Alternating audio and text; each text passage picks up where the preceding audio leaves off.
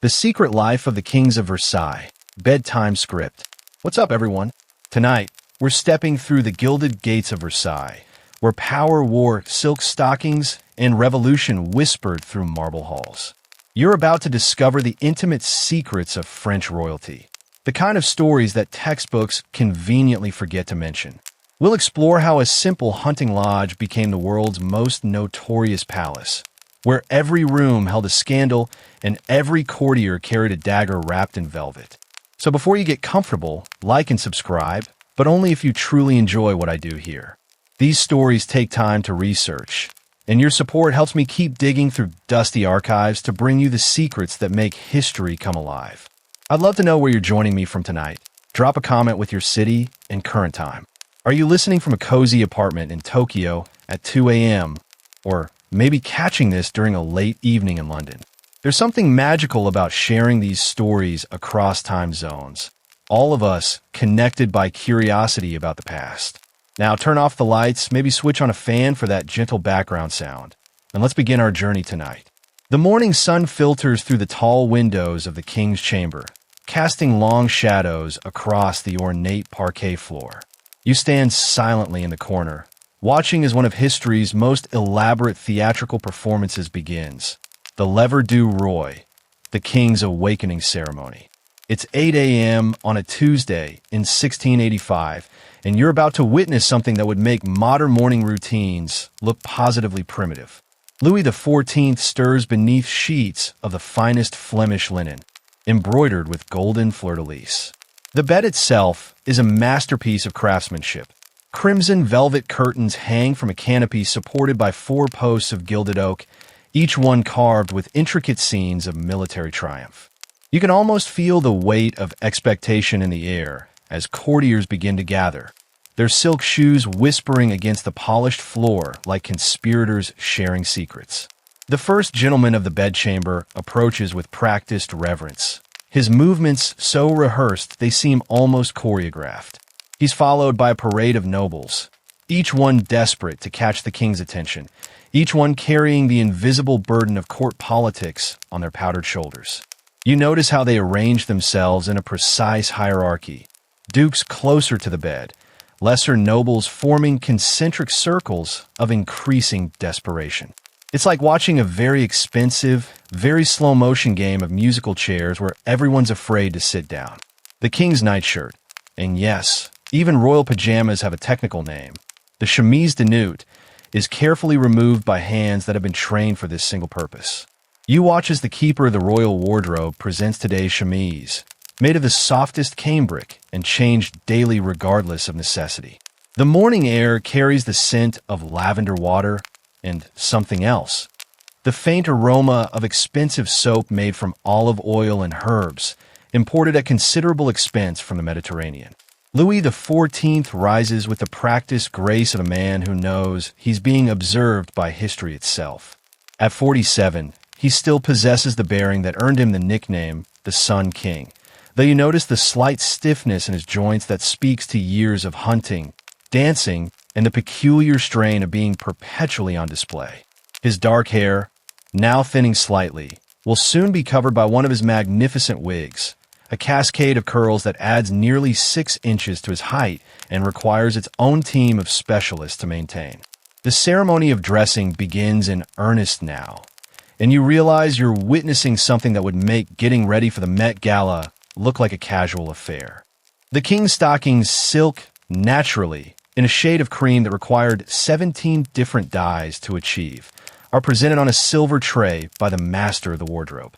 Each stocking is pulled up with ceremonial precision, the garters secured with buckles of gold and precious stones. You probably wouldn't survive the pressure of having your morning routine scrutinized by 50 of the most powerful people in Europe, but Louis XIV seems to thrive on it. The selection of today's Justicorps, the long coat that forms the centerpiece of royal fashion, becomes a moment of diplomatic significance. The master of the wardrobe presents 3 options: deep blue velvet with silver embroidery, burgundy silk with gold thread, and a newer creation in forest green with buttons carved from ivory. Each choice carries subtle meanings that will be analyzed and discussed throughout the palace for the rest of the day.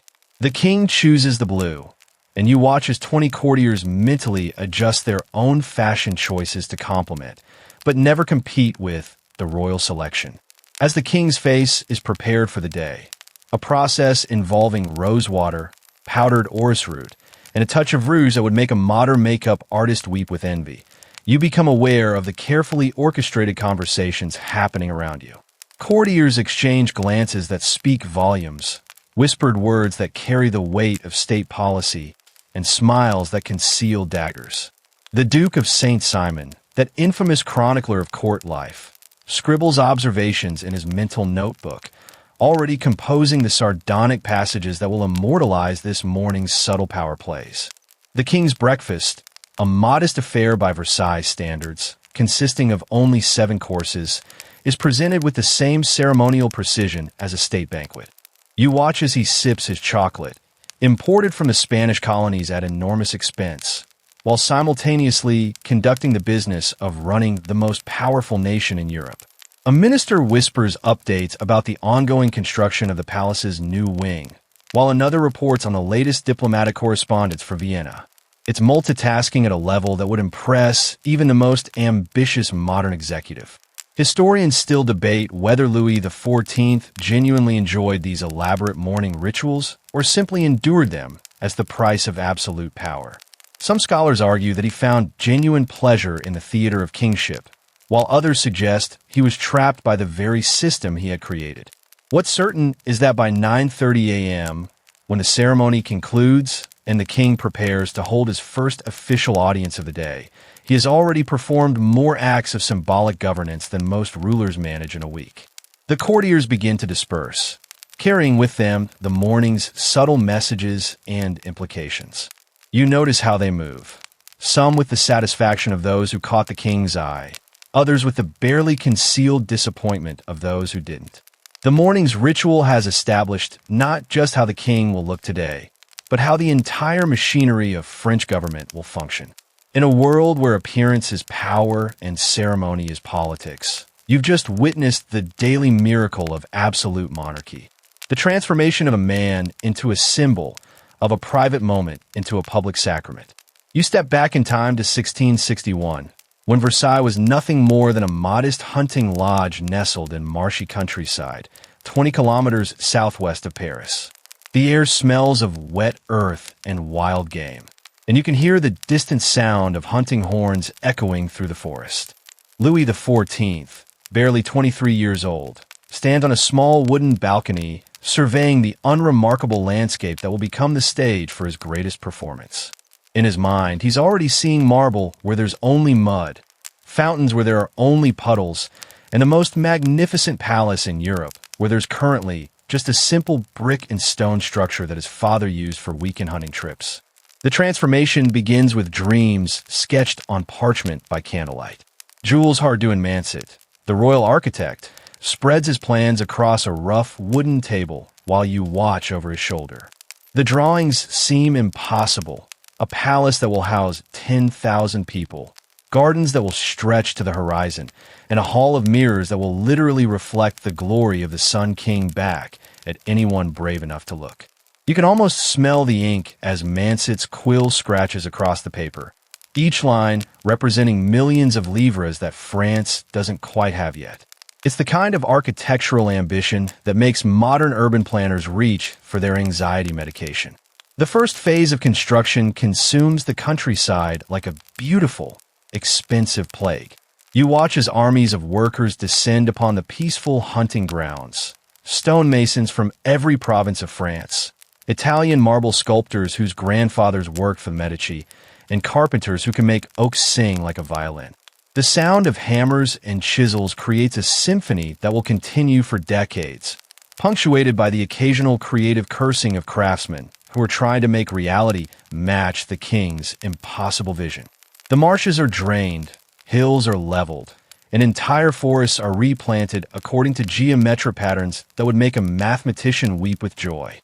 André Le Notre, the landscape architect, transforms the natural world into something that looks natural but is actually more controlled than a Swiss watch. You follow him as he surveys the grounds, his practiced, I seeing not what is but what could be. Where others see a gently rolling hill, he envisions a terrace that will frame the palace like a theater stage. Where there's a modest stream, he plans a canal that will stretch for miles, creating the illusion of infinite space. The gardens at Versailles aren't just beautiful. They're a demonstration of royal power over nature itself, proving that even trees and flowers must bow to the Sun King's will. The palace grows like a living thing, but a living thing made of marble, gold, and the sweat of thousands of workers. You walk through the early construction site, dodging wheelbarrows full of Carrara marble and stepping over piles of timber that have been shipped from the forests of Normandy. The smell of wet mortar mingles with the scent of fresh-cut wood and something else. The metallic tang of gold leaf being applied to seemingly every surface that can hold it. The king's motto, L'État, c'est moi, I am the state, isn't just a political statement. It's an architectural manifesto written in stone and precious metals. Charles Le Brun, the premier painter of France, arrives with his team of artists to begin the endless task of decorating the palace's interior. You watch as they set up their scaffolding in what will become the Apollo Salon, their brushes loaded with ultramarine blue that costs more per ounce than some nobles spend on clothing. The ceiling paintings they create don't just depict mythological scenes. They're carefully crafted propaganda that places Louis XIV among the gods, surrounded by allegories of his virtues and victories. It's the kind of public relations campaign that would make a modern spin doctor take notes, except it's executed in oil paint and gold leaf instead of social media posts. The financial cost of this construction project is staggering, even by royal standards. You overhear Jean-Baptiste Colbert, the king's finance minister, muttering calculations that would make a modern accountant reach for a very strong drink. The palace is consuming roughly half of France's annual revenue, and that's before they've even finished the first major phase. Colbert's ledgers, filled with increasingly creative financing schemes, tell the story of a kingdom mortgaging its future for the sake of royal glory. Stone by stone, room by room, Versailles is being built with money that France doesn't have, borrowed against tax revenues that may never materialize. The human cost is equally immense, though less carefully documented. You notice the workers' faces, weathered by sun and exhaustion, their hands scarred by years of handling stone and metal. Some historians estimate that hundreds of workers died during the construction, victims of accidents, disease, and the simple exhaustion of working dawn to dusk on the king's vision. The marshy ground that once hosted royal hunting parties now drinks the sweat and sometimes the blood of common laborers whose names history will never remember. It's a sobering reminder that behind every architectural masterpiece lies the anonymous sacrifice of those who built it. Historians still debate whether Louis XIV originally intended Versailles to become the permanent seat of government or simply wanted a grander hunting lodge. Some argue that the decision to move the court from Paris was strategic, designed to distance the monarchy from the turbulent capital and create a more controlled environment for managing the nobility.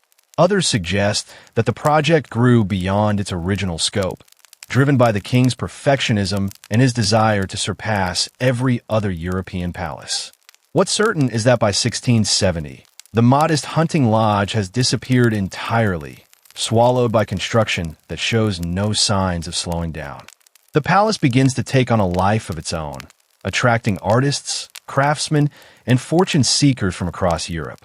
You walk through the growing complex and notice how it's becoming a city in miniature, complete with its own workshops, kitchens, and even a small hospital for the workers. The air buzzes with multiple languages as Italian marble workers collaborate with French carpenters. German clockmakers fine-tune elaborate timepieces, and Flemish weavers create tapestries that will hang in rooms not yet built. It's an international effort to create something uniquely French, a collaboration that transcends national boundaries in service of royal ambition. By 1675, the palace has grown so large that visitors regularly get lost in its corridors, wandering through rooms that seem to multiply like reflections in a mirror. The original hunting lodge has been completely absorbed into the new structure, its modest rooms now serving as private apartments for the king, while the public spaces grow ever more elaborate. You can still feel the ghost of the simple building that once stood here, buried beneath layers of marble and gold, like an archaeological memory of more modest times. You find yourself seated at the most exclusive table in Europe, where the simple act of eating becomes an elaborate performance of power, diplomacy, and social theater. The year is 1682, and you're witnessing the grand couvert, the king's public dinner, in the Apollo Salon at Versailles. The room shimmers with candlelight reflected off gilded surfaces, creating an atmosphere so opulent that even the shadows seem to be made of gold. The scent of roasted capon mingles with the delicate perfume of courtiers and the faint aroma of beeswax from hundreds of candles that illuminate this most sacred of royal rituals. Louis XIV enters the dining room with the measured pace of a man who knows that every step is being analyzed by historians, diplomats, and gossips alike. He's dressed in midnight blue velvet embroidered with silver thread, his famous curls perfectly arranged beneath a hat adorned with ostrich feathers that probably cost more than a common family's annual income. You notice how the assembled courtiers seem to hold their breath as he approaches his chair. Not just any chair, but a masterpiece of craftsmanship with a back that rises nearly 3 feet high, carved with scenes of royal triumph and upholstered in silk that changes color depending on the angle of the light. The table itself is a geographical map of French culinary superiority. You count 47 different dishes arranged in precise geometric patterns, each one representing a different region of the kingdom and its particular specialties.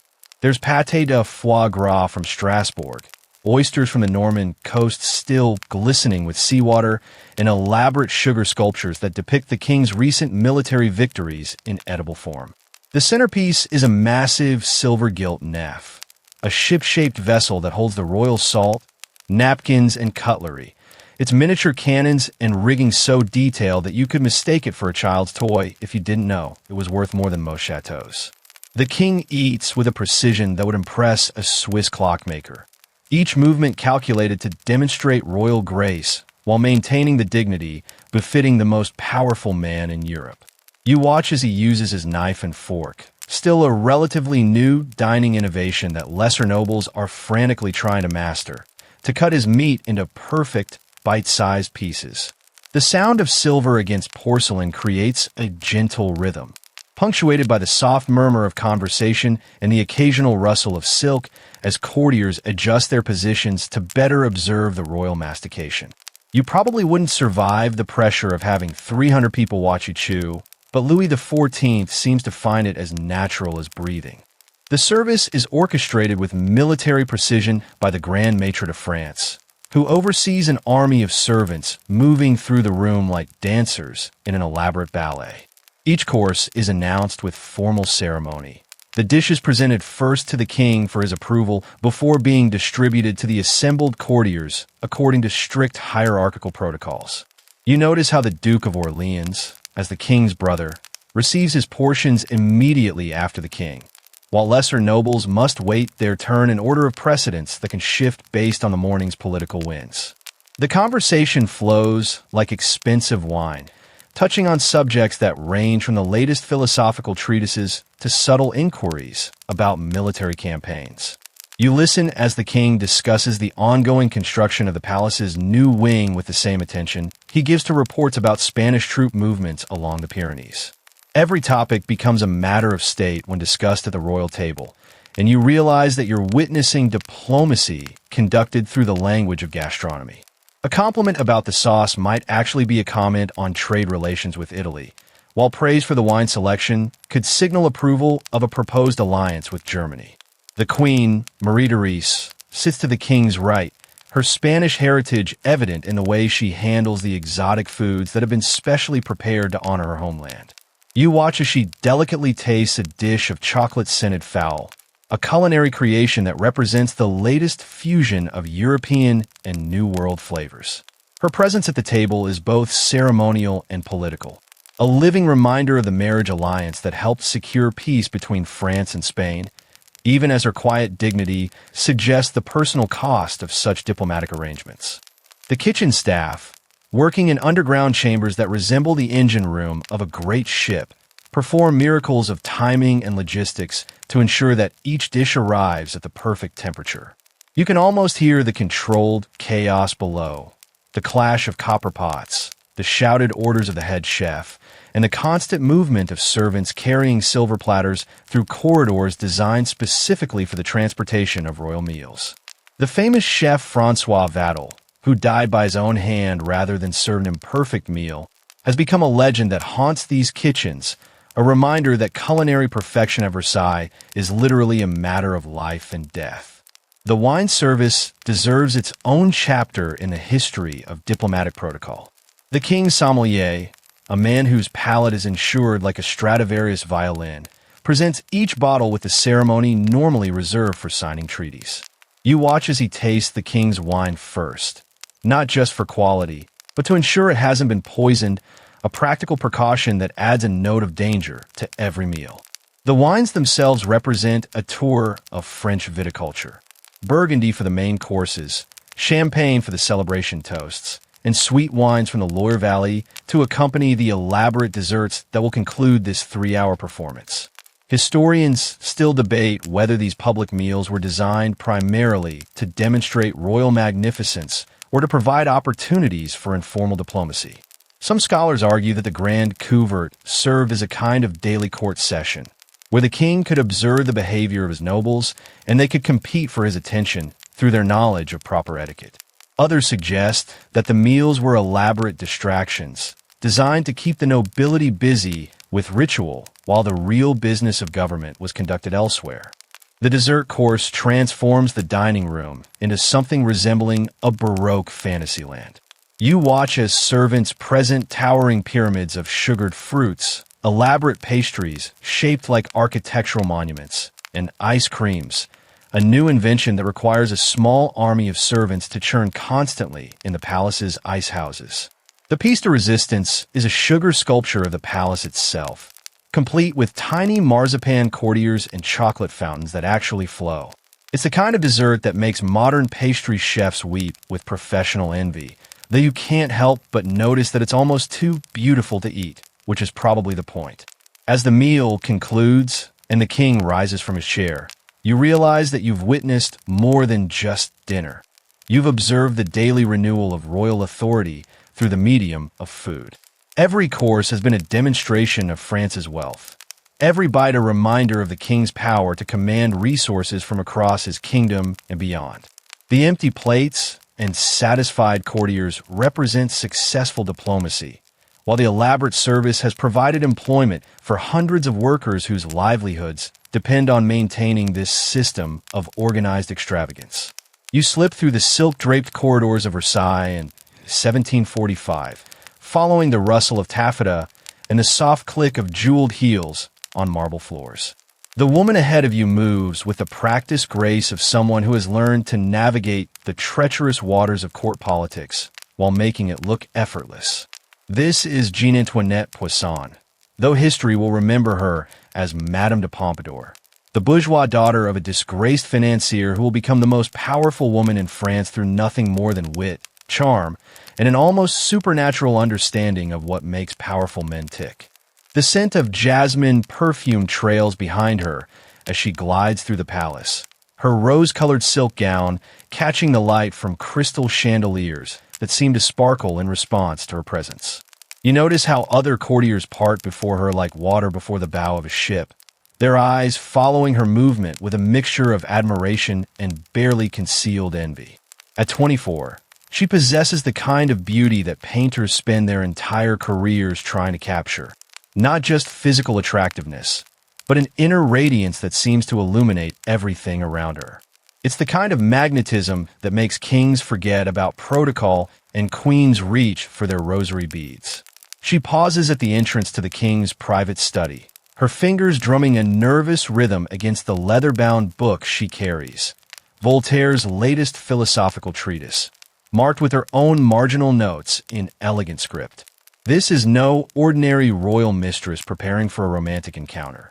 This is a woman who has recognized that lasting power comes not from physical attraction alone, but from making herself intellectually indispensable to the most powerful man in Europe. The book isn't just a prop. It's a weapon disguised as literature, her secret strategy for transforming temporary passion into permanent influence. Inside the study, Louis XV sits surrounded by maps of European battlefields, his fingers tracing the movements of armies across terrain that represents the future of French power.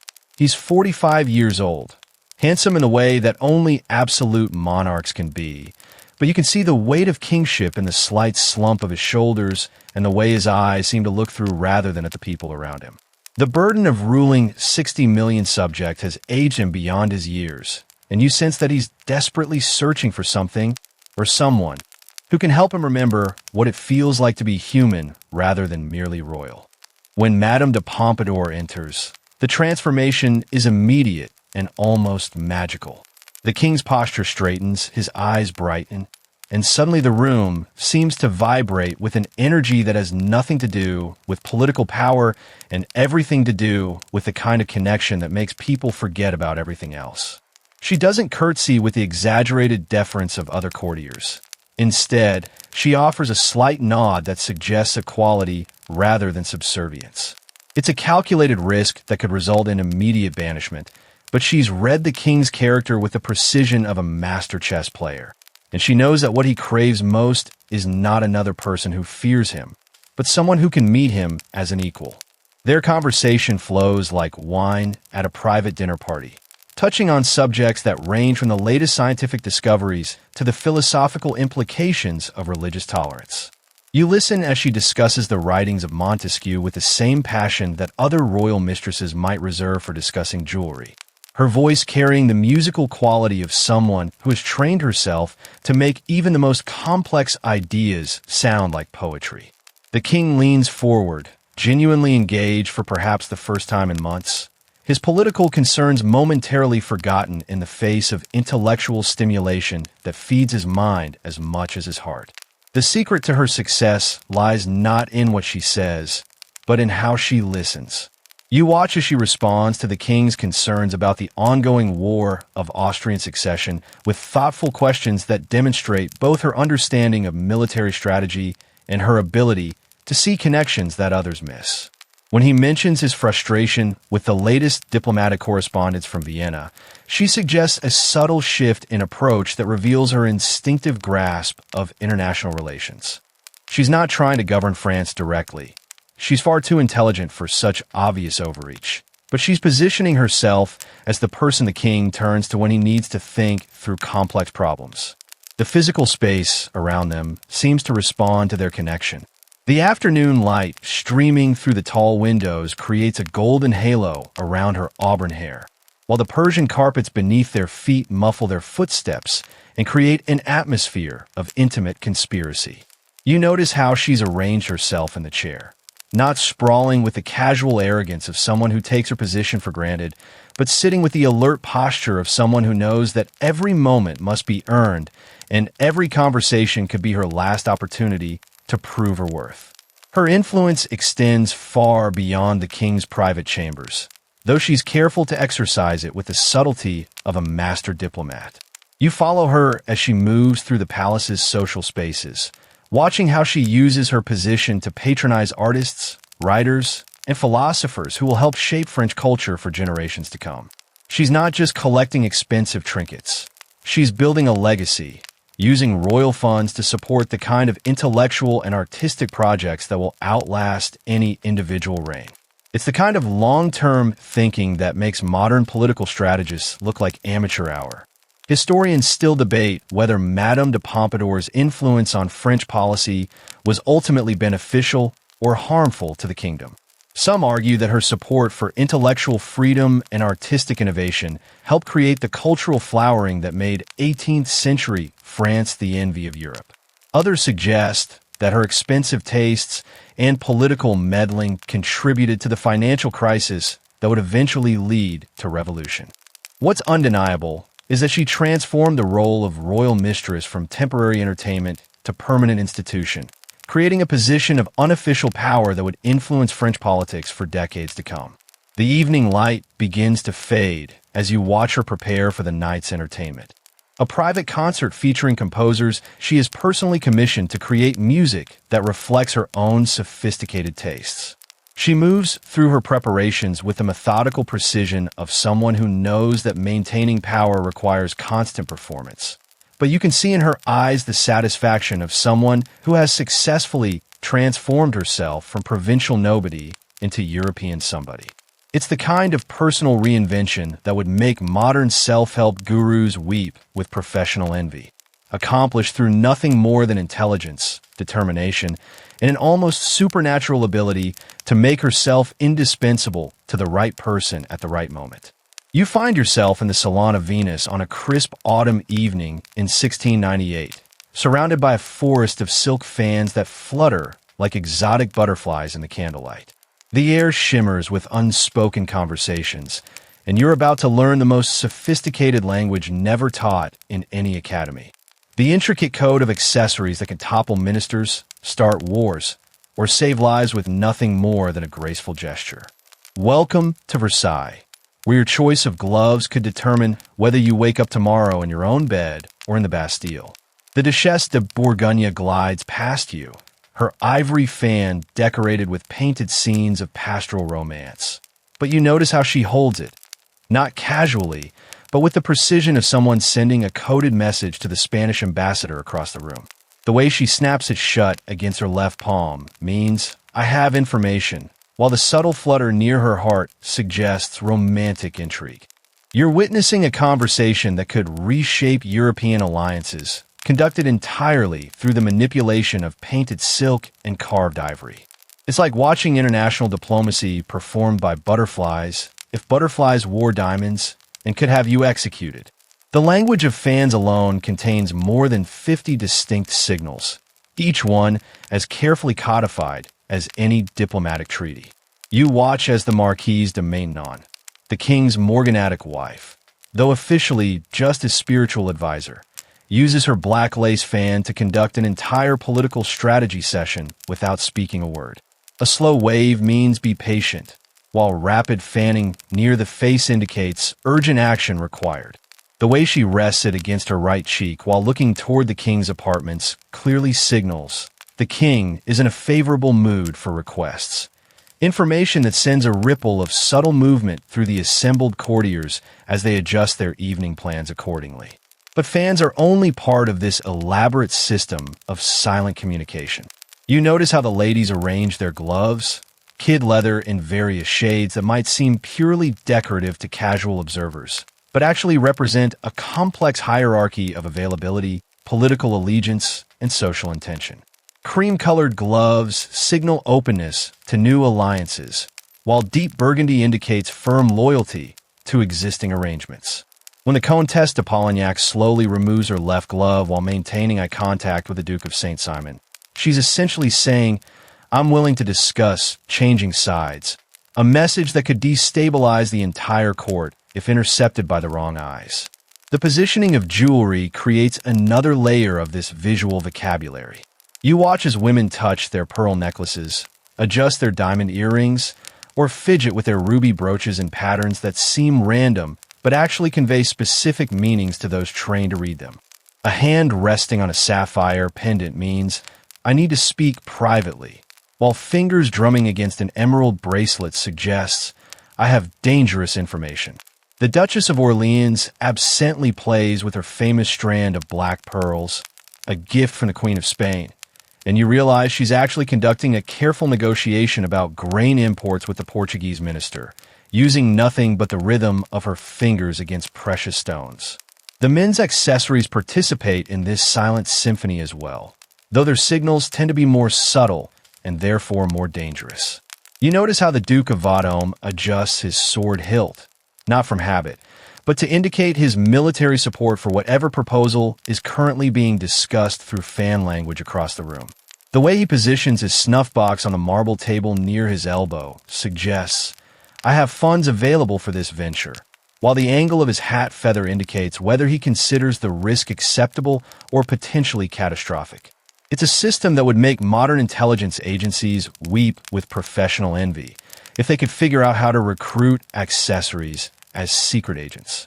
The timing of these gestures is as crucial as their execution.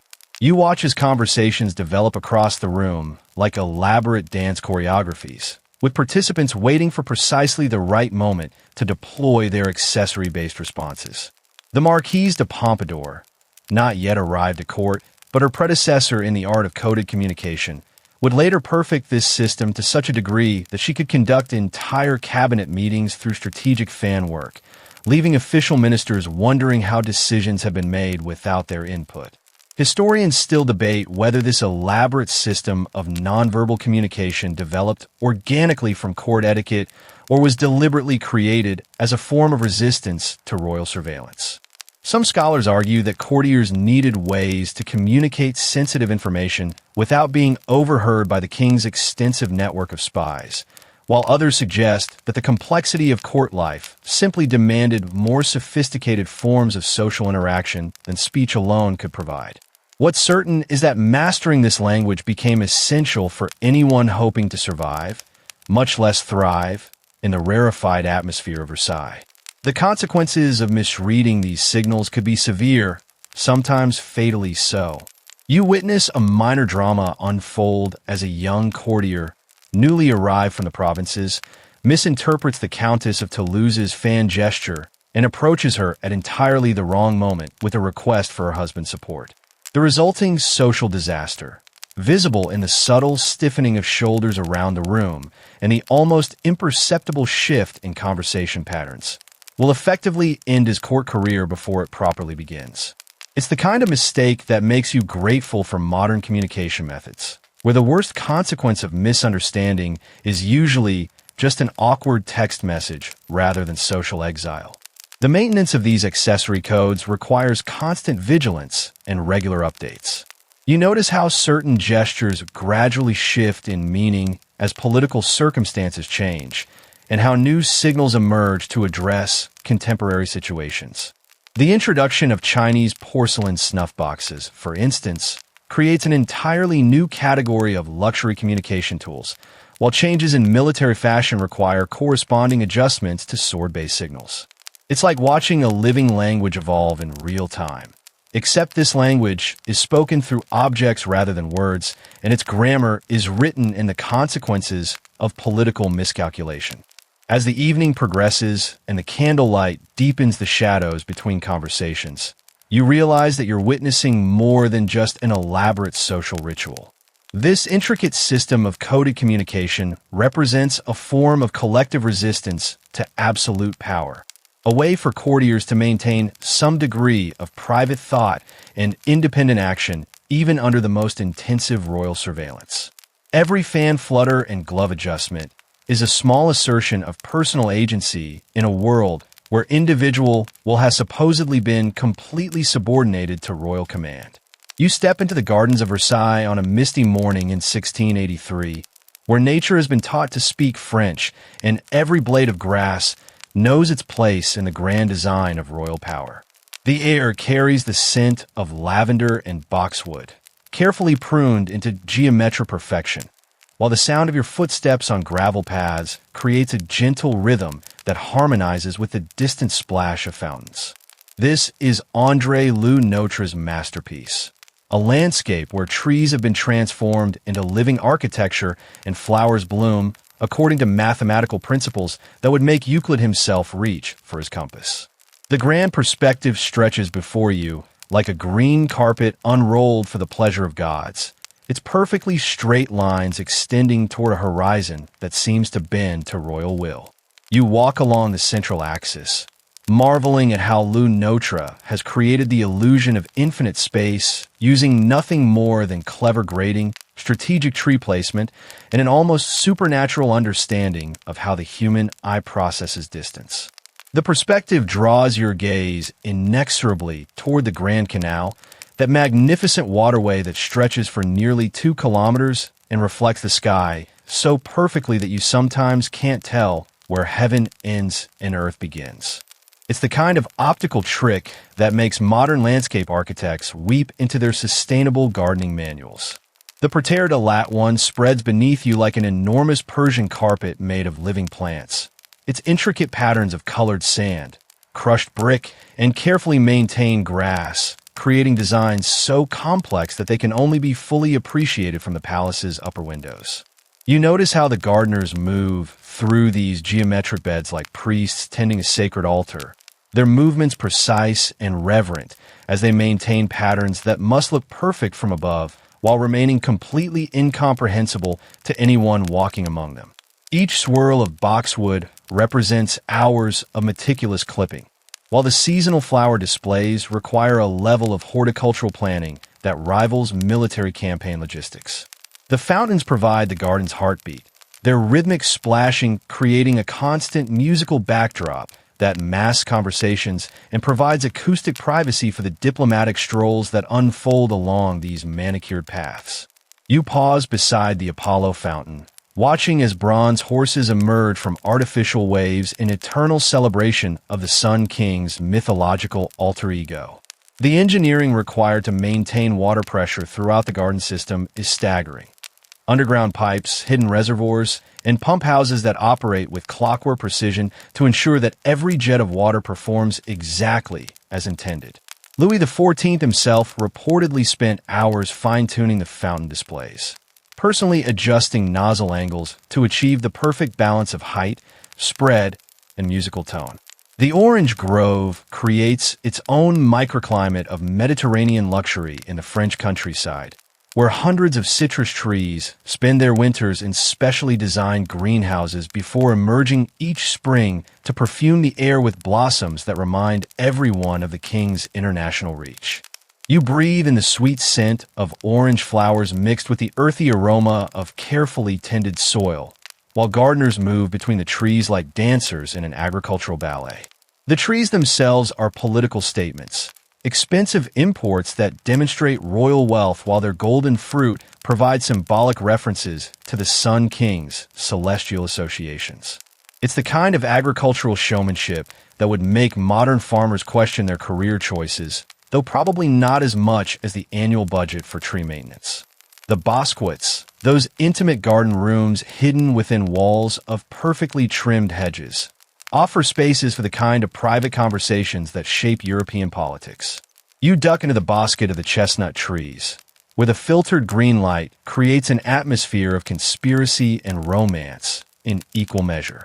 These outdoor chambers serve as extension of the palace's reception rooms, providing venues for negotiations too sensitive for indoor settings while maintaining the formal structure that court protocol demands. The maze-like quality of the hedge walls ensures privacy, while their geometric precision reminds visitors that even in nature, they remain within the sphere of royal control. Seasonal transformations turn the gardens into a constantly changing theater of royal propaganda. You witness the careful choreography required to maintain year-round perfection. Spring bulbs planted in patterns that will spell out royal mottos when viewed from palace windows, summer flower displays that celebrate recent military victories, and autumn arrangements that demonstrate the kingdom's agricultural abundance. Winter brings its own magic as bare branches reveal the underlying architectural structure of the landscape design, while ice transforms the fountains into crystalline sculptures that catch and reflect the pale northern light like natural chandeliers. The army of gardeners required to maintain this perfection operates with military precision, their daily routines beginning before dawn and continuing long after the last courtier has retired. You observe their specialized tools, some designed for specific tasks like trimming the curved edges of parterre patterns, others crafted for maintaining the perfect height of hedge walls. The head gardener maintains detailed charts tracking the growth patterns of every significant plant, adjusting fertilization schedules and pruning techniques to ensure that the garden's appearance never varies from Notorious' original vision. It's the kind of horticultural micromanagement that would drive modern organic gardeners to therapeutic herb tea. Historians still debate whether Notorious intended the gardens primarily as artistic expression or political propaganda. Some scholars argue that the geometric precision was designed to demonstrate French mastery over the natural world, paralleling the king's political control over his subjects. Others suggest that the gardens served practical functions as well, providing outdoor venues for court ceremonies while creating employment for hundreds of specialized workers whose livelihoods depended on royal patronage. What's certain is that the gardens succeeded in their primary mission of intimidating foreign visitors with overwhelming displays of wealth, power, and technical sophistication. The view from the palace windows reveals the garden's true purpose as living portraits of absolute monarchy. You climb to the Hall of Mirrors and look down upon notorious creation, suddenly understanding how the landscape functions as a three-dimensional map of royal authority. Every sight line reinforces the palace's central importance, while the geometric patterns create visual rhythms that draw the eye inexorably back to the building where the Sun King holds court. The gardens don't just surround the palace. They serve it, like an enormous green frame designed to enhance and emphasize the architectural jewel at their heart. As evening approaches and the fountains continue their eternal performance, you realize that you've been walking through more than just a garden. You've experienced a living philosophy made manifest in boxwood and marble. Every path tells a story about power and beauty. Every fountain speaks to the relationship between human ambition and natural resources, and every perfectly maintained hedge whispers about the cost of perfection in an imperfect world. You slip through a hidden door disguised as a bookshelf in the palace library, following the soft rustle of muslin and the faint scent of fresh milk and hay that seems oddly out of place in these marble corridors. The year is 1785, and you're about to enter Marie Antoinette's most precious secret, the Petit Trianon and its enchanted village, where the Queen of France plays at being a shepherdess while her kingdom slowly burns around her. The contrast is so jarring, it would be hilarious if it weren't also deeply tragic, like watching someone rearrange deck chairs on the Titanic while insisting they're simply redecorating for a garden party. The Petit Trianon rises before you like a jewel box made of pale stone and crystal, its neoclassical lines offering blessed relief from the Baroque excess of the main palace. Here, in this intimate chateau built originally for Madame de Pompadour, but claimed by Marie Antoinette as her personal refuge, you can almost hear the Queen's sigh of relief as she escapes the suffocating etiquette that governs every moment of her public life. The building itself whispers of privacy and personal choice, luxuries more precious to her than all the diamonds in her famous necklace collection. Inside, the rooms feel almost modest by Versailles standards, decorated in soft pastels and delicate florals that reflect Marie Antoinette's Austrian heritage and her longing for the simpler elegance of her childhood. You run your fingers along silk wallpaper painted with climbing roses, breathing in the faint perfume that still seems to linger in these chambers where she could finally remove her mask of queenly perfection. The morning light filters through gauze curtains, creating an atmosphere so gentle and feminine that you can almost forget you're still within the sphere of absolute monarchy. It's the kind of interior design that would make modern minimalists reach for their smelling salts. Though you have to admit, there's something appealingly human about rooms designed for comfort rather than intimidation. But the real magic happens when you follow the gravel path that leads to her hameau, the artificial village where Marie Antoinette indulges in the most expensive pastoral fantasy in European history. The cottages look like illustrations from a fairy tale, their thatched roofs and flower-covered walls creating an atmosphere of rural innocence that cost more than most real farmers earn in a lifetime. You watch as the Queen herself appears, dressed in simple muslin and carrying a wicker basket, ready to play at being a milkmaid while actual servants disguised as peasants ensure that her fantasy remains perfectly choreographed and completely safe. The farmyard animals have been selected for their photogenic qualities rather than their agricultural productivity. Sheep with wool so white it seems to glow, cows whose spots form almost artistic patterns, and chickens that appear to have been groomed by the same hands that maintain the palace gardens. You can't help but smile as Marie Antoinette approaches a particularly picturesque lamb, her movements careful to avoid any actual contact with farm dirt while maintaining the illusion of bucolic simplicity. The whole scene has the surreal quality of a very expensive theater production where everyone has forgotten their acting. The Temple of Love, a small neoclassical folly set on its own island in an artificial lake, provides the perfect backdrop for the queen's romantic fantasies. You watch as she poses with calculated naturalness beside its marble columns, perhaps composing one of the letters to her rumored lover, Count Axel von Fersen, that historians still debate with the passion usually reserved for discussing sports statistics. The temple's reflection in the still water creates a doubled image of classical perfection, while the sound of artificial waterfalls provides a gentle backdrop that drowns out any intrusive thoughts about the real world beyond these carefully maintained borders. Her private theater, nestled among the trees like a secret shrine to artistic expression, represents perhaps the purest expression of Marie Antoinette's escape from royal duty. Here, she performs in plays written specifically for amateur royal actresses, taking roles that allow her to explore emotions and situations forbidden to queens in public. You sit in the tiny audience chamber, imagining the intimate performances where she could be someone else entirely, a shepherdess, a merchant's wife, a woman whose fate wasn't determined by dynastic politics and international treaties. The irony is almost overwhelming. The Queen of France hiding in a playhouse to pretend to be common, while her real subjects struggle with actual poverty and genuine hardship. The gardens surrounding the Petit Trianon reflect the latest English fashion for natural landscapes, a deliberate rejection of the geometric precision that dominates the main palace grounds. You wander along winding paths that seem to meander without purpose, past romantic grottos and artfully arranged ruins that cost a fortune to look accidentally beautiful. The English garden style represents more than aesthetic preference.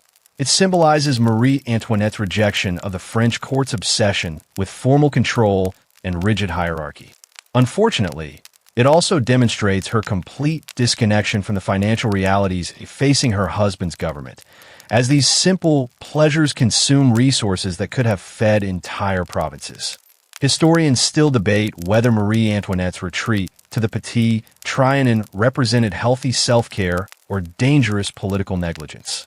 Some scholars argue that her need for privacy and emotional authenticity was a natural response to the impossible pressures of queenly life in an age of absolute monarchy. Others suggest that her elaborate fantasies of rural simplicity revealed a fundamental misunderstanding of the real conditions facing French peasants, contributing to the popular resentment that would eventually fuel revolutionary anger.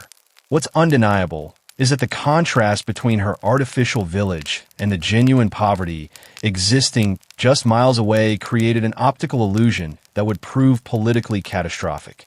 The cost of maintaining this pastoral paradise becomes another source of public scandal, with pamphlets circulating throughout Paris detailing every expensive addition to what critics call the Austrian's pleasure palace. You can almost hear the revolutionary printing presses churning out satirical verses about the queen, who spends fortunes pretending to be poor while real poverty stalks the streets of France. The mathematical precision of the irony would be impressive if it weren't also so ominous. Every franc spent on artificial simplicity becomes ammunition for those arguing that the monarchy has lost touch with reality. As afternoon light slants through the carefully positioned trees and the queen retreats to her cottage for an elaborate tea party featuring the finest porcelain disguised as rustic pottery, you realize that you're witnessing more than just royal escapism. This is the last performance of a dying world, a final attempt to preserve the illusion that power and innocence can coexist, that privilege and simplicity can share the same stage. The Petit Trianon isn't just Marie Antoinette's refuge. It's the monarchy's collective fever dream, beautiful and doomed in equal measure. You wait in the shadows as the last carriage wheels fade into the distance, leaving Versailles to embrace its nocturnal mysteries. The year is 1738, and as darkness settles over the palace like an expensive velvet curtain, you discover that the real drama of royal life begins when the official performances end. The scent of extinguished candles mingles with something else, the faint aroma of conspiracy and the subtle perfume of secrets that bloom only in darkness. This is Versailles after midnight, where shadows hold more truth than the Hall of Mirrors ever reflected during daylight hours. The corridors transform into something entirely different without their daytime crowds of powdered courtiers and rustling silk. Your footsteps echo against marble floors with a hollow quality that makes even the grandest chambers feel haunted, while moonlight streaming through tall windows creates patterns of silver and black that shift like living things. The palace breathes differently at night, settling into itself with creaks and sighs that sound almost human. You realize that you're hearing the building's actual voice for the first time, freed from the constant chatter of courtiers and the performance of political theater. The servants' quarters come alive with their own social hierarchy and intimate dramas, invisible to the nobility who assume their staff simply vanish when not needed. You follow the soft murmur of voices down narrow staircases to discover an entire underground society of maids, valets, and kitchen workers who know more state secrets than most ministers. Their conversations flow like wine at a tavern. Gossip about which duchess is secretly bankrupt, speculation about the king's health based on the contents of his chamber pot, and detailed analysis of political alliances based on who's been visiting whose bedchamber. It's the kind of intelligence network that would make modern spy agencies weep with professional envy, operated entirely by people whose invisibility makes them the perfect observers. The royal mistresses navigate these darkened halls with the practiced stealth of professional assassins, their silk slippers silent against stone as they make their way to and from assignations that could topple governments or secure international treaties. You catch glimpses of Madame de Pompadour gliding through secret passages built specifically for these nocturnal negotiations, her night robe replaced by a cloak that renders her nearly invisible against the shadows. The palace's hidden architecture reveals itself in darkness. Concealed doors, private staircases, and corridors that don't appear on any official plans, all designed to facilitate the kind of diplomacy that requires complete discretion. The kitchens operate with supernatural efficiency to prepare the midnight meals that fuel these secret conferences. You watch as cooks work by candlelight to create elaborate dishes for gatherings that officially don't exist, their movements choreographed by years of experience in providing sustenance for conspiracy. The aroma of roasted fowl and expensive wine drifts through service corridors like incense for secular prayers, while the soft clink of silver against porcelain provides a gentle soundtrack for negotiations that will reshape European politics before dawn. The kitchen staff maintains the same silence as confessional priests, understanding that their continued employment depends on forgetting everything they witness. The king's private study becomes a war room where real decisions are made without the ceremonial constraints that govern public audiences. You observe Louis XV poring over maps by candlelight, his informal consultation with ministers revealing the practical intelligence that daylight protocol tends to obscure. The atmosphere in these midnight meetings is entirely different from formal court sessions, more honest, more urgent, and infinitely more dangerous. Here, the king can speak freely about military failures and financial disasters, while his advisors can offer unvarnished opinions that would be treasonous in public settings. It's democracy of sort, though one that would horrify political theorists who prefer their absolute monarchy to be more absolutely absolute. The gardens take on an otherworldly quality under starlight, their geometric precision softened by shadows that transform mathematical perfection into something approaching natural beauty. You wander along gravel paths that crunch softly underfoot, breathing in the night-blooming jasmine and the faint mist rising from fountains that continue their performance even without an audience. The statues seem to move in peripheral vision, while the carefully maintained hedges create maze-like passages perfect for the kind of romantic encounters that spawn either dynasties or revolutions, depending on the participants' marriage status and political affiliations. Secret societies meet in the palace's forgotten corners, Freemasons, philosophical salons, and literary circles that gather to discuss ideas too dangerous for daylight conversation. You discover one such gathering in a forgotten chapel, where Enlightenment thinkers debate religious tolerance and political reform by the light of smuggled candles. Their whispered conversations about natural rights and social contract sound almost blasphemous in this temple to absolute monarchy. Yet their ideas will eventually provide the intellectual framework for the revolution that brings the whole system crashing down. The irony is so thick you could serve it with a midnight cheese course. Historians still debate whether these nocturnal activities represented the monarchy's strength or its fatal weakness.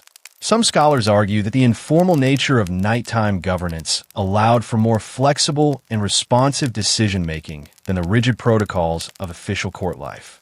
Others suggest that the gap between public ceremony and private reality created the kind of cognitive dissonance that undermined royal authority and made revolution psychologically possible. What's certain is that the real business of running France happened as much in darkness as in daylight, conducted by people whose official positions often bore little relation to their actual influence. The palace's supernatural reputation grows from these nighttime activities, as courtiers report strange sounds, unexplained movements, and encounters with figures who shouldn't be where they are. You realize that many of these ghostly phenomena are actually living people engaged in activities too sensitive for public acknowledgement. Mistresses using secret passages, ministers conducting unofficial negotiations, and servants moving through spaces designed to render them invisible. The palace's reputation for being haunted serves the useful purpose of discouraging curiosity about nocturnal activities that require absolute discretion. As dawn approaches and the palace begins its daily transformation back into a theater of public power, you witness the careful choreography required to maintain the illusion that nothing significant happens when the sun goes down. Evidence of midnight meetings disappears like morning mist, secret passages are sealed until the next evening, and participants in nocturnal dramas assume their daylight roles with the practiced skill of professional actors.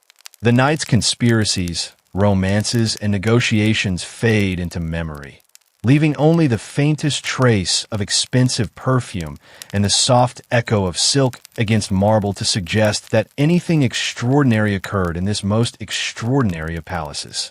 You sit in the gilded counting house, where France's financial destiny unfolds like a very expensive tragedy, watching as numbers on parchment tell the story of a kingdom slowly bleeding gold through every marble pour. The year is 1774, and you're witnessing the mathematical poetry of imperial collapse, where every fountain at Versailles represents a village that can't afford bread, and every new wing of the palace equals a year's worth of tax revenue that will never reach the royal treasury. The irony is so precise it feels almost choreographed, like watching someone use diamonds to pay for a bankruptcy lawyer. The Controller General of Finances, Jacques Necker, sits surrounded by ledgers that tell a story more gripping than any novel. The slow-motion financial suicide of the most powerful monarchy in Europe. You watch his fingers trace columns of numbers that represent human suffering translated into accounting principles, each deficit a small tragedy multiplied across millions of lives. The scent of ink and sealing wax mingles with something else. The metallic aroma of anxiety that permeates rooms where empires are quietly dismantled one lever at a time. His Swiss banker's precision makes the catastrophe seem almost elegant, like watching a master chef prepare his own execution dinner. The palace's annual operating budget reads like a fever dream composed by someone who has never heard of economic restraint. You scan the endless lists of expenses: 40,000 livres for maintaining the royal stables, 20,000 for the upkeep of a single fountain, and astronomical sums for items so luxurious they don't have names in any sensible language. The cost of Marie Antoinette's latest gown could feed a small town for months, while the expense of a single court entertainment equals the annual income of most French provinces. It's the kind of financial planning that would make modern economists reach for therapeutic wine, assuming they could afford any after calculating the deficit projections. The taxation system reveals itself as a masterpiece of counterproductive complexity, where the people who can afford to pay taxes are exempt from paying them, while those who can't afford food are somehow expected to fund royal magnificence. You study the maps that show tax collection rates across France, their varying colors telling the story of a kingdom where financial logic has been turned completely upside down. The nobility, who possess most of the nation's wealth, claim ancient privileges that exempt them from contributing to the treasury, while peasants who earn barely enough to survive somehow bear the primary responsibility for funding absolute monarchy.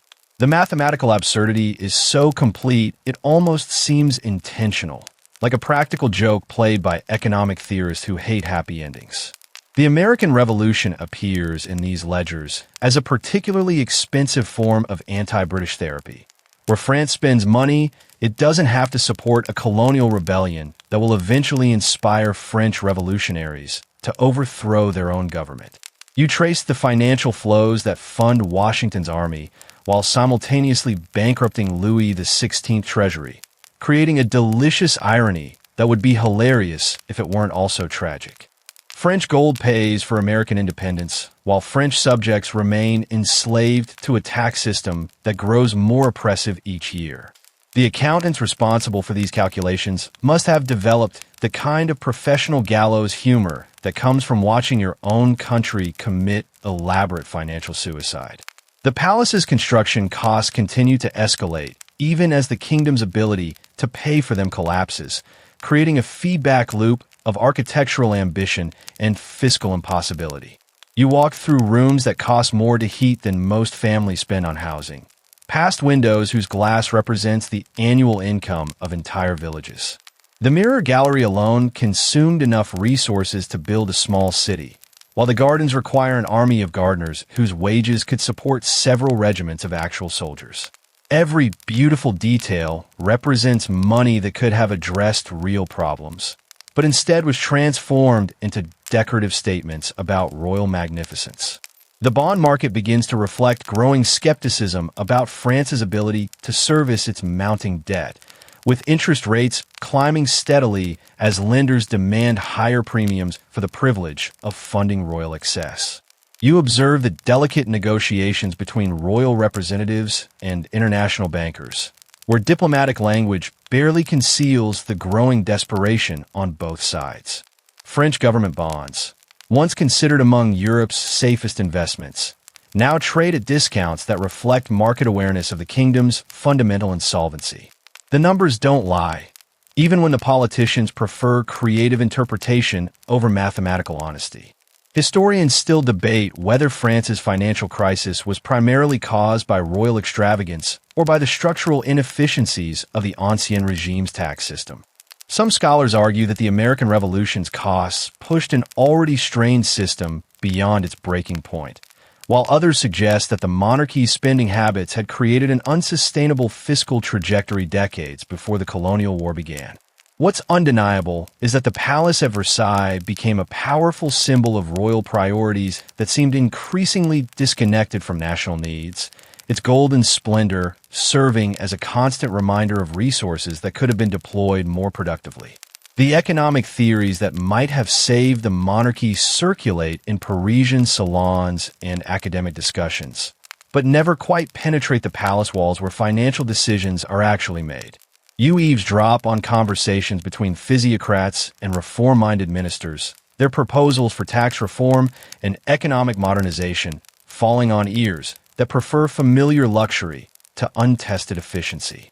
The intellectual tools for solving France's financial problems exist, but the political will to implement them remains trapped beneath layers of court protocol and aristocratic privilege that have calcified into immutable tradition.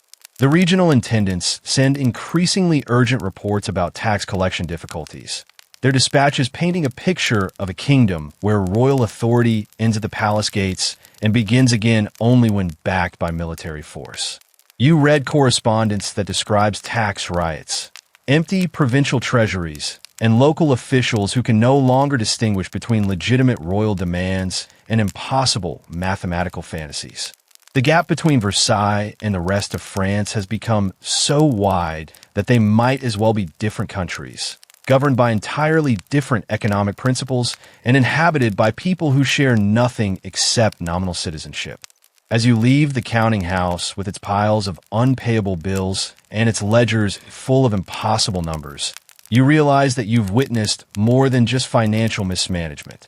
This is the arithmetic of revolution, where every miscalculation brings the kingdom closer to the moment when mathematics will be replaced by mob violence, when accounting principles will give way to revolutionary justice, and when the palace that consumed so much wealth will finally pay the ultimate price for its beautiful, terrible excess. You discover yourself in the intimate world of perfumed paper and secret ink, where love letters become state documents and bedroom confessions reshape the map of Europe. The year is 1760, and you're holding correspondence that could topple kingdoms. Messages written by candlelight in chambers where passion and politics dance together like lovers who know they're being watched. The very air seems to shimmer with dangerous intimacy, heavy with the scent of rosewater and sealing wax that carries more secrets than any confession booth has ever heard. Madame de Pompadour's private writing desk reveals itself as the nerve center of French foreign policy, its delicate marquetry surface covered with letters that read like diplomatic treaties disguised as romantic poetry. You run your fingers across parchment where her elegant script transforms military strategy into declarations of affection, her words to the king flowing like silk over steel.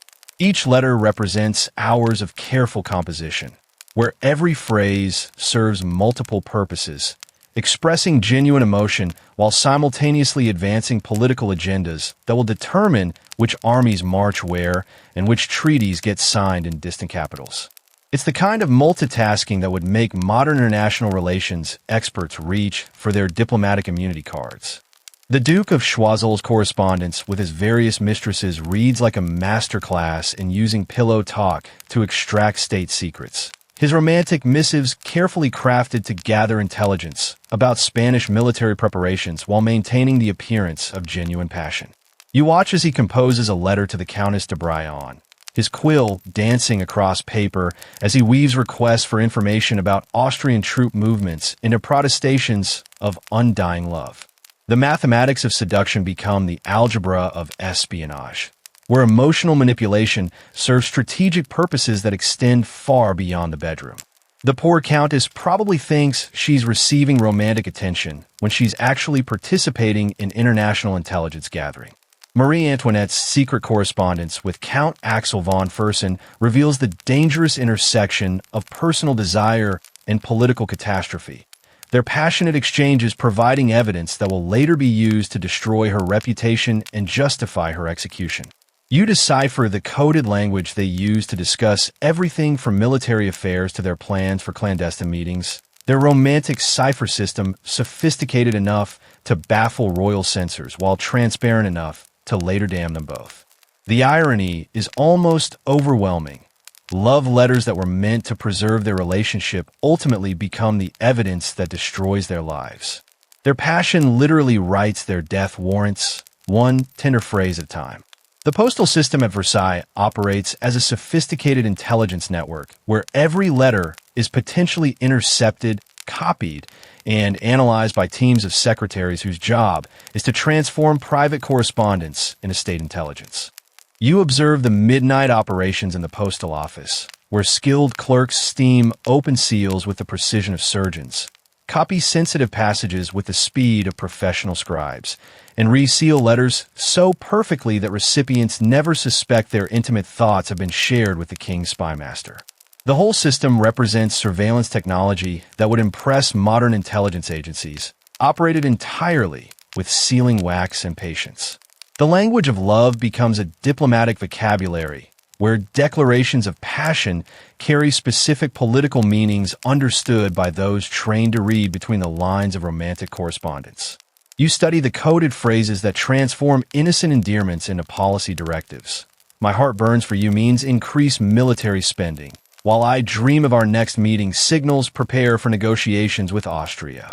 The courtiers develop an entire romantic lexicon, where every term of affection corresponds to a specific political action, creating love letters that function as encrypted government communications. It's the kind of romantic coding that would make cryptographers weep with professional admiration.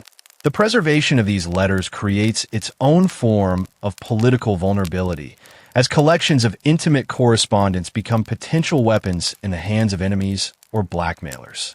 You discover hidden compartments in writing desks where dangerous letters accumulate like emotional time bombs, their passionate contents growing more politically explosive with each passing year.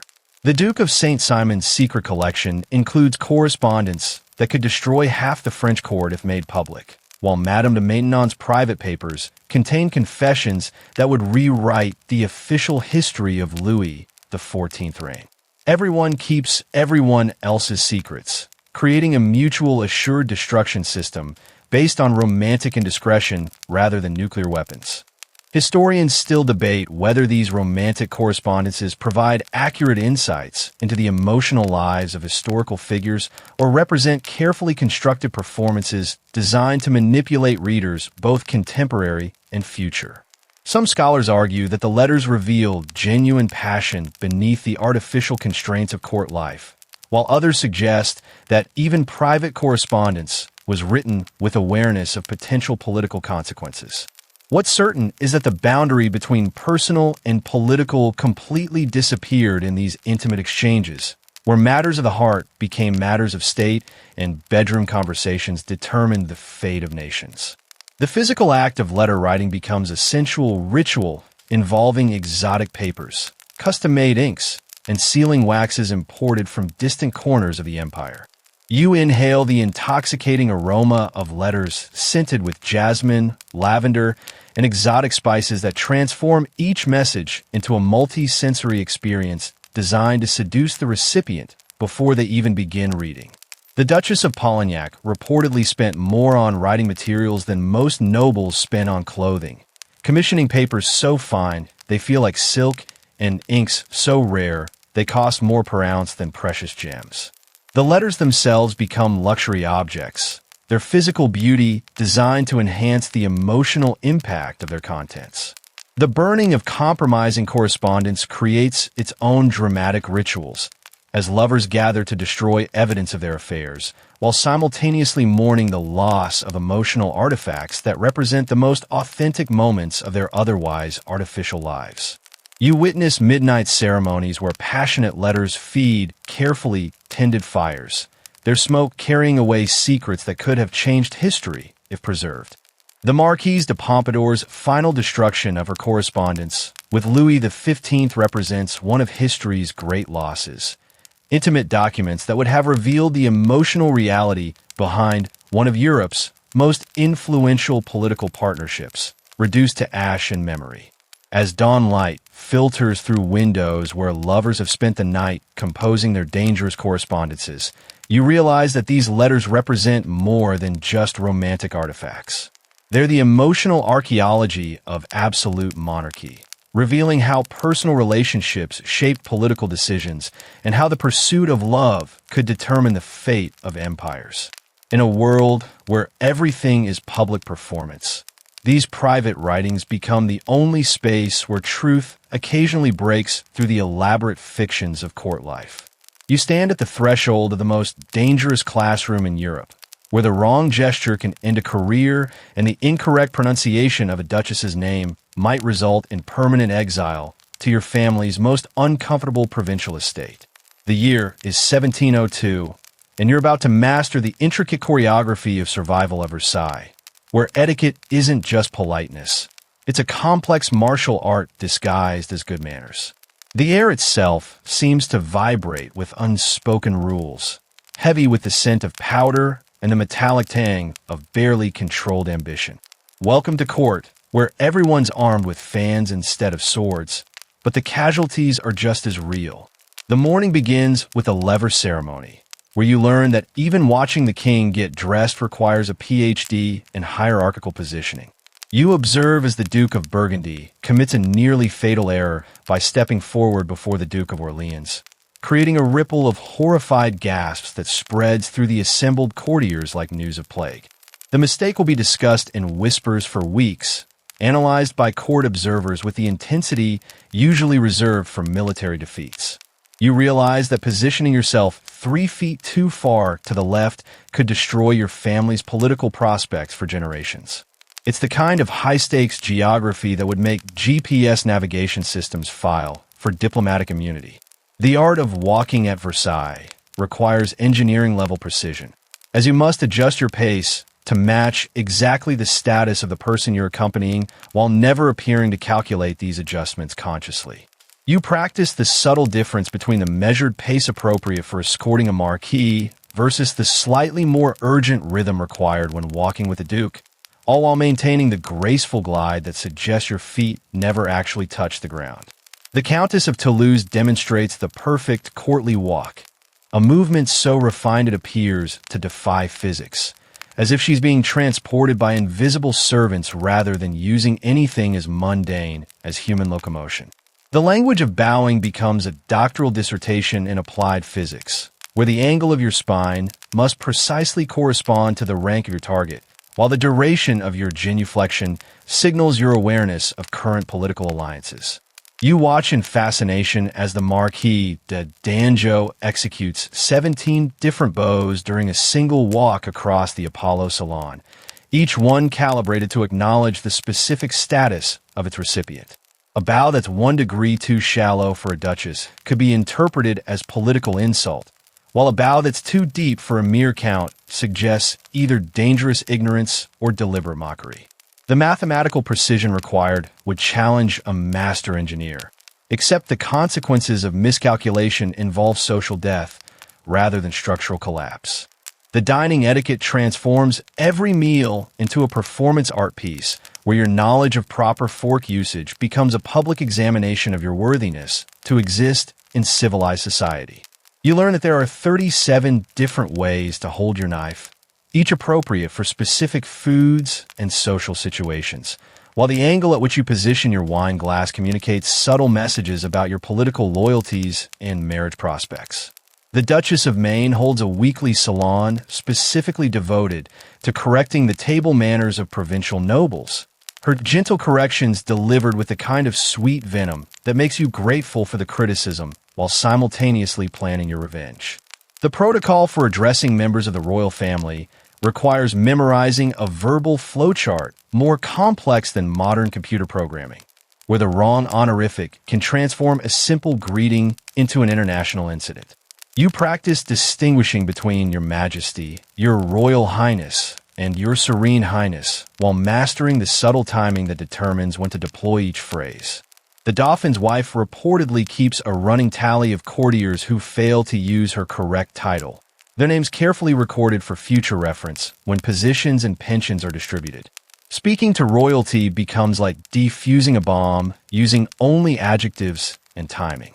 Historians still debate whether the elaborate etiquette at Versailles was designed to preserve social harmony or to create intentional barriers that reinforce class distinctions. Some scholars argue that the complex rules provided structure for managing thousands of ambitious people in close quarters, preventing the kind of violent conflicts that characterized medieval courts. Others suggest that the etiquette served as a deliberate system of exclusion, ensuring that only those with extensive education and resources could successfully navigate court life. What's certain is that mastering these rules became a full-time occupation that left little energy for questioning the system they supported. The seasonal adjustments to court protocol require constant vigilance, as rules that apply during winter formal season become completely inappropriate during summer retreat periods. You discover that the fan language appropriate for January becomes socially unacceptable by March, while the bow angles suitable for Lent must be modified during Easter celebrations. The Master of Ceremonies maintains detailed calendars tracking these changes, his office resembling a combination legal library and meteorological station where social weather patterns are predicted with scientific precision. It's the kind of seasonal adaptation that would make fashion forecasters reach for their constitutional law textbooks. The art of conversation at court requires transforming even the most innocent topics into elaborate verbal dances where every word is analyzed for hidden meanings and political implications. You learn to discuss the weather in ways that reference international trade agreements, while commenting on garden design becomes a method for expressing opinions about military strategy. The Duke of St. Simon has perfected the technique of conducting entire political debates through discussions of hunting dogs, his seemingly casual observations about breeding practices actually containing detailed critiques of royal policy. The intellectual gymnastics required would impress Olympic athletes, if Olympic athletes were trained in diplomatic code switching. The consequences of etiquette violations create their own social ecosystem, where minor mistakes become major scandals that can reshape political alliances and determine the fate of international treaties. You witnessed the aftermath of the Marquis de Torquay's infamous breach of precedence during the Easter celebration, watching as a single moment of confusion about processional order transforms him from trusted diplomat to social pariah within the space of a single ceremony. The ripple effects will influence French foreign policy for months, as his damaged reputation undermines his effectiveness in international negotiations. As evening falls, and you finally master the basic skills needed to survive a single day at court, you realize that you've learned more than just social etiquette. You've acquired a complex system of nonverbal communication that allows hundreds of ambitious people to coexist in relative peace while competing for limited resources and royal attention. The rules may seem arbitrary, but they serve the practical purpose of channeling human ambition into predictable patterns that can be managed and controlled rather than allowed to explode into chaos. You step into the Hall of Mirrors as morning light transforms 17 massive windows into portals of liquid gold, each reflection multiplying the illusion of infinite royal power until you can no longer distinguish between reality and carefully orchestrated fantasy. The year is 1684, and you're standing in Jules Hardouin-Manson's masterpiece, a 240-foot gallery where mirrors become weapons of psychological warfare, and every surface whispers propaganda so subtle you absorb it through your skin. The air shimmers with an almost supernatural quality, heavy with the scent of beeswax polish and something else. The metallic aroma of ambition crystallized into architectural form.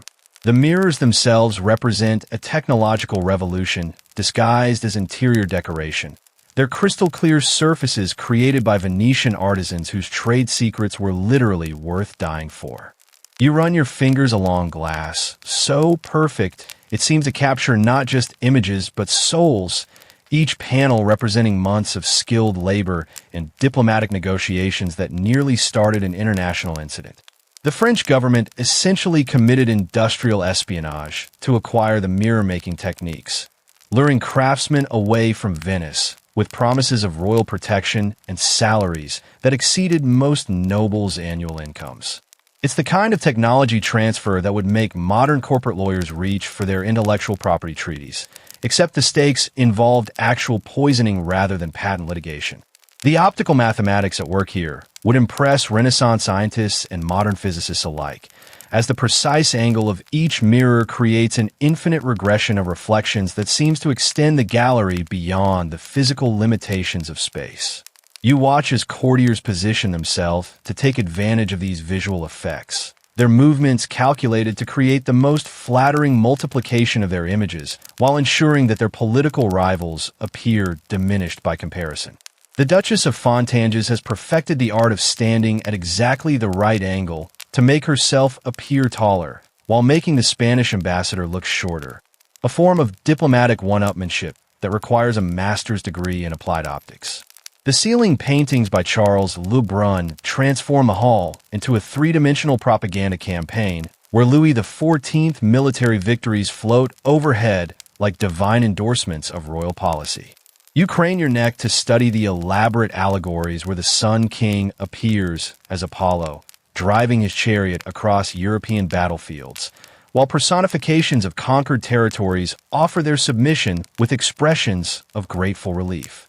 The artistic skill is undeniable, but the political messaging is so heavy-handed it would make modern advertising executives reach for their subtlety consultants.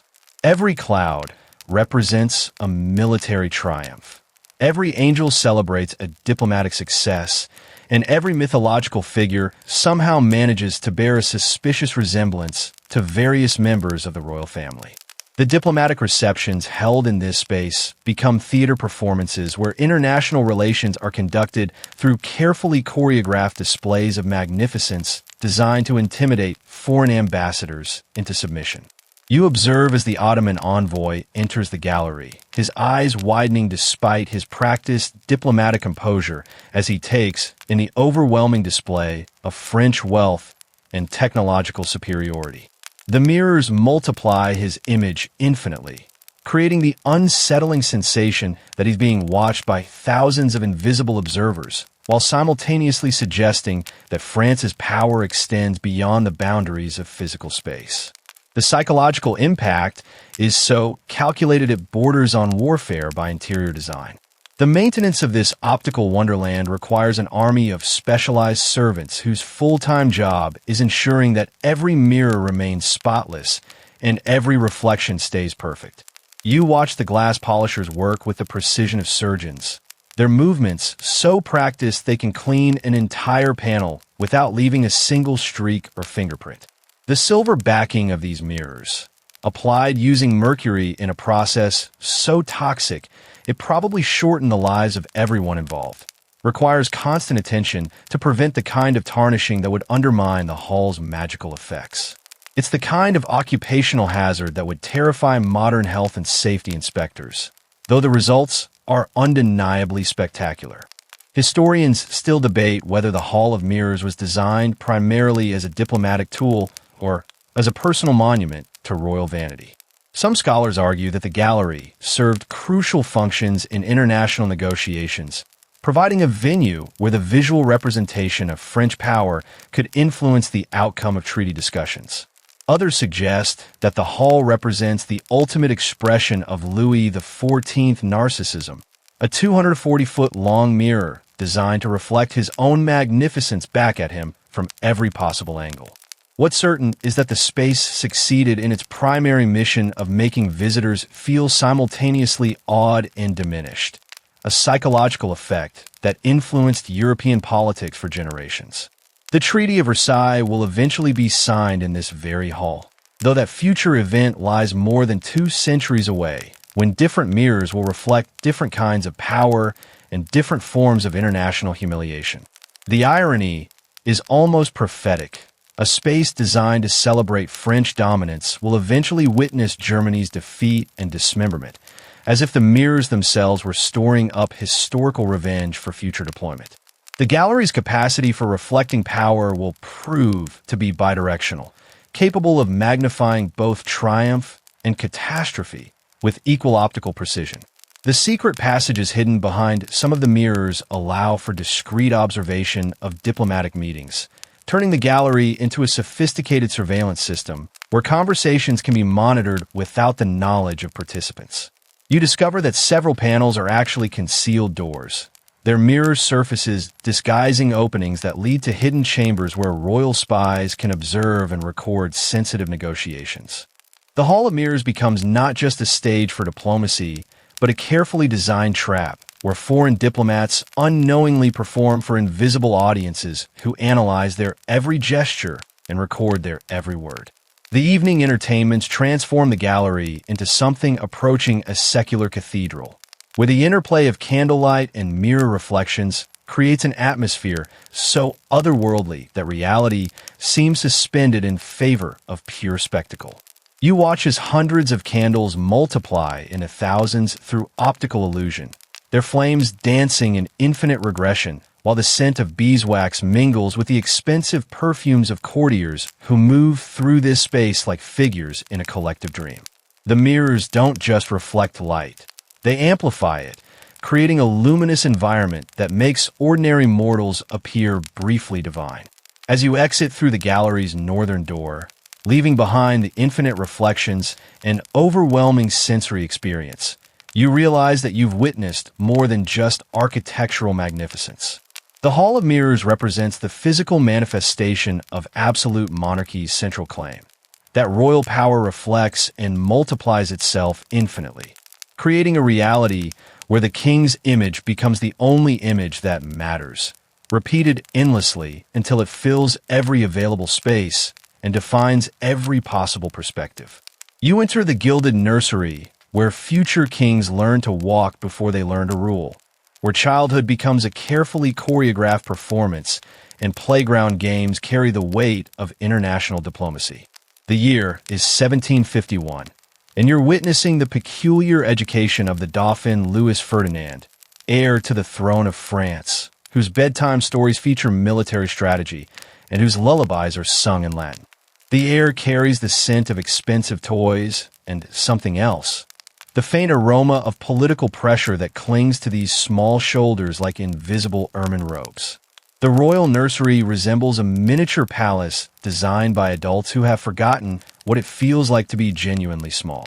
You watch as 3-year-old Louis Ferdinand navigates furniture scaled for ceremonial appearances rather than comfortable play, his tiny fingers struggling with toy soldiers made from precious metals that cost more than most families' annual income. The irony is almost overwhelming.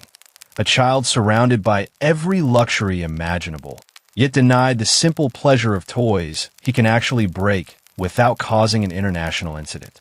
His wooden horse probably has its own diplomatic immunity, while his building blocks require written permission from the master of the royal household before they can be knocked over. The gouvernante, Madame de Venadour, moves through the nursery with the practiced grace of someone who has learned to transform child-rearing into a political art form.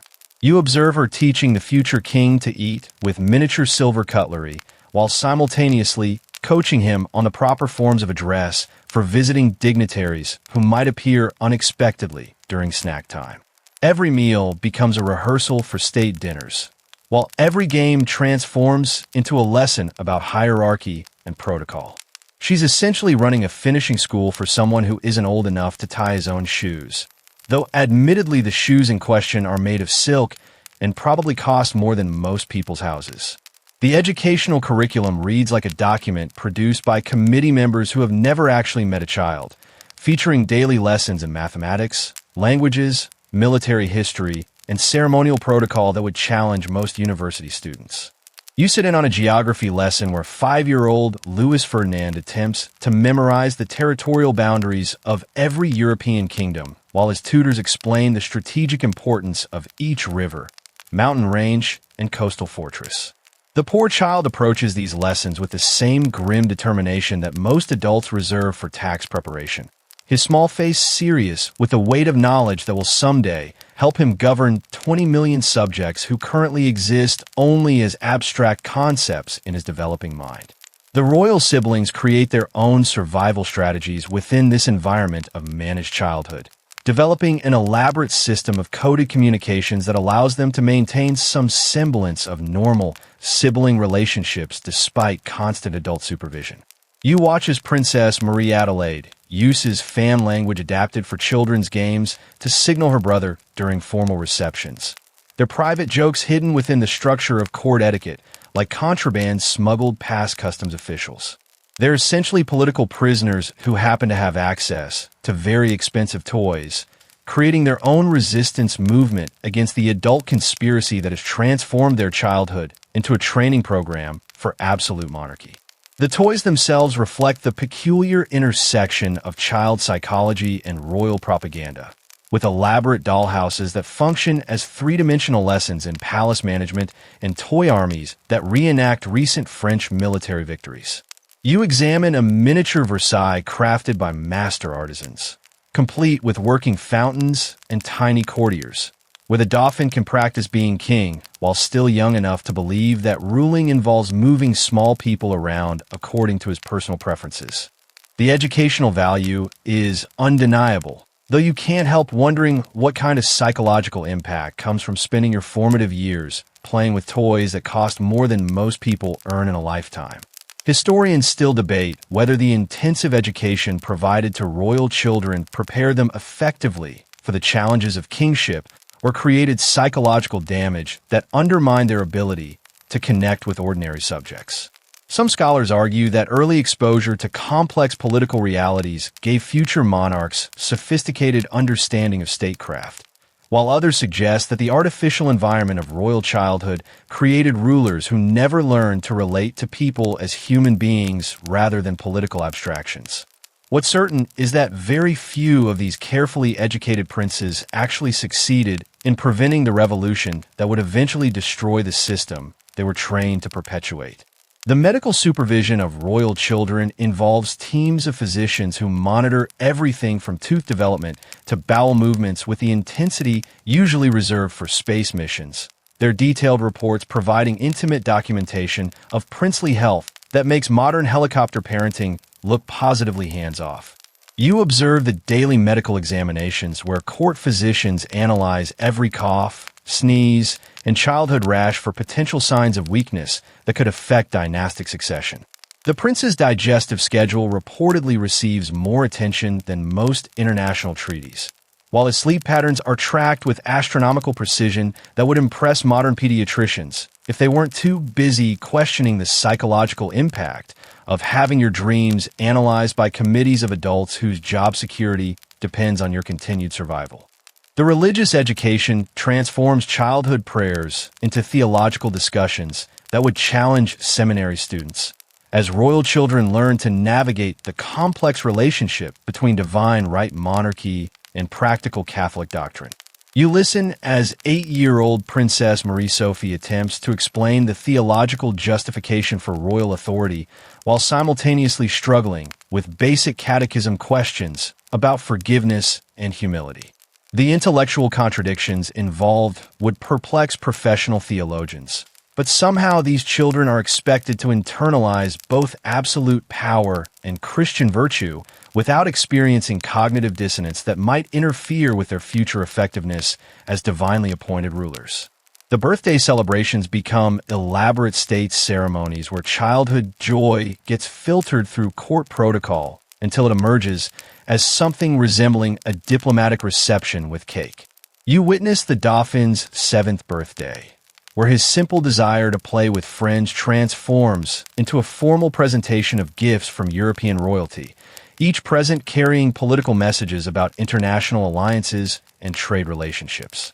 The poor child must thank the Austrian ambassador for a jeweled sword while pretending to understand its significance as a symbol of Habsburg-Bourbon friendship, all while secretly wishing someone had just given him a regular toy that he could use to hit things without consulting the master of ceremonies.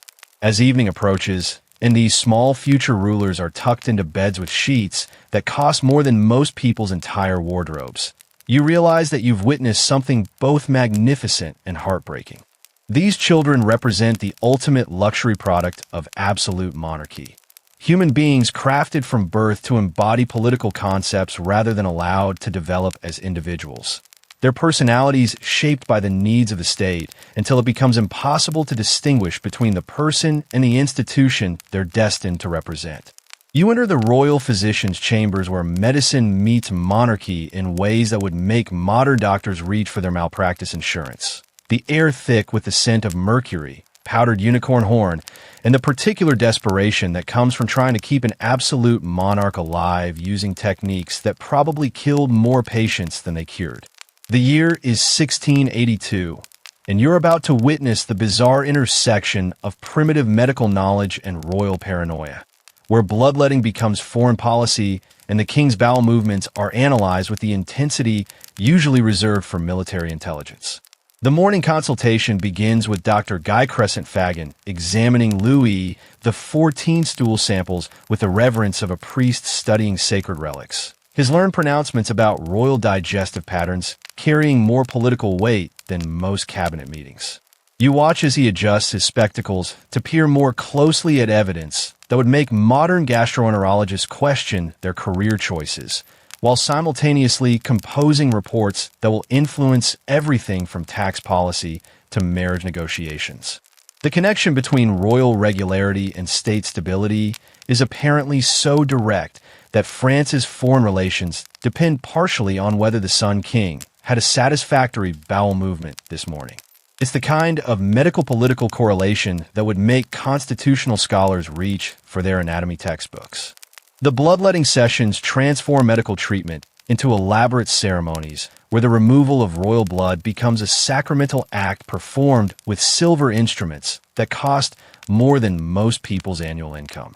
You observe as the court physician carefully selects the perfect vein, his movements precise and ritualistic as he prepares to drain what he believes are the dangerous humors that threaten royal health.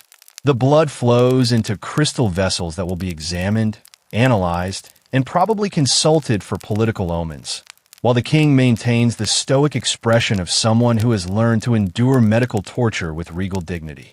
The therapeutic theory behind these treatments would horrify modern hematologists, though you have to admire the precision with which royal suffering is transformed into court ceremony.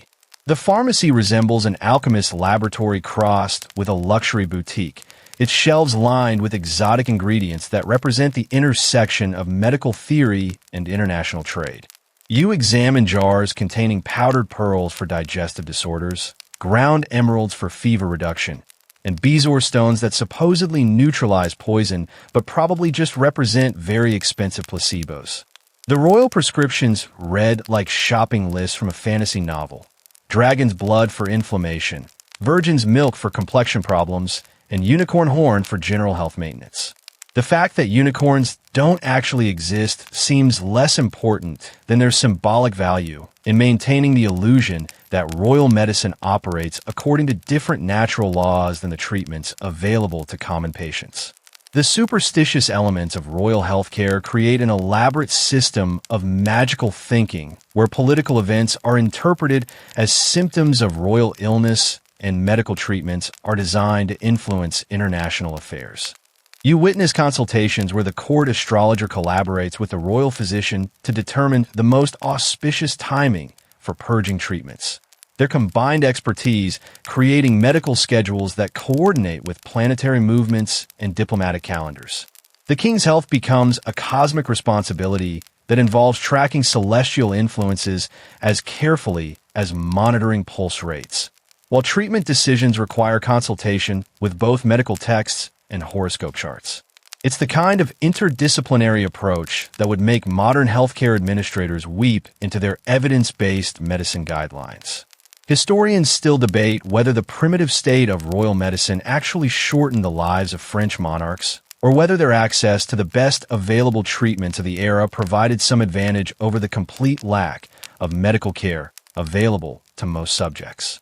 Some scholars argue that royal physicians, despite their questionable methods, at least provided consistent monitoring and hygiene standards that may have prevented some infections.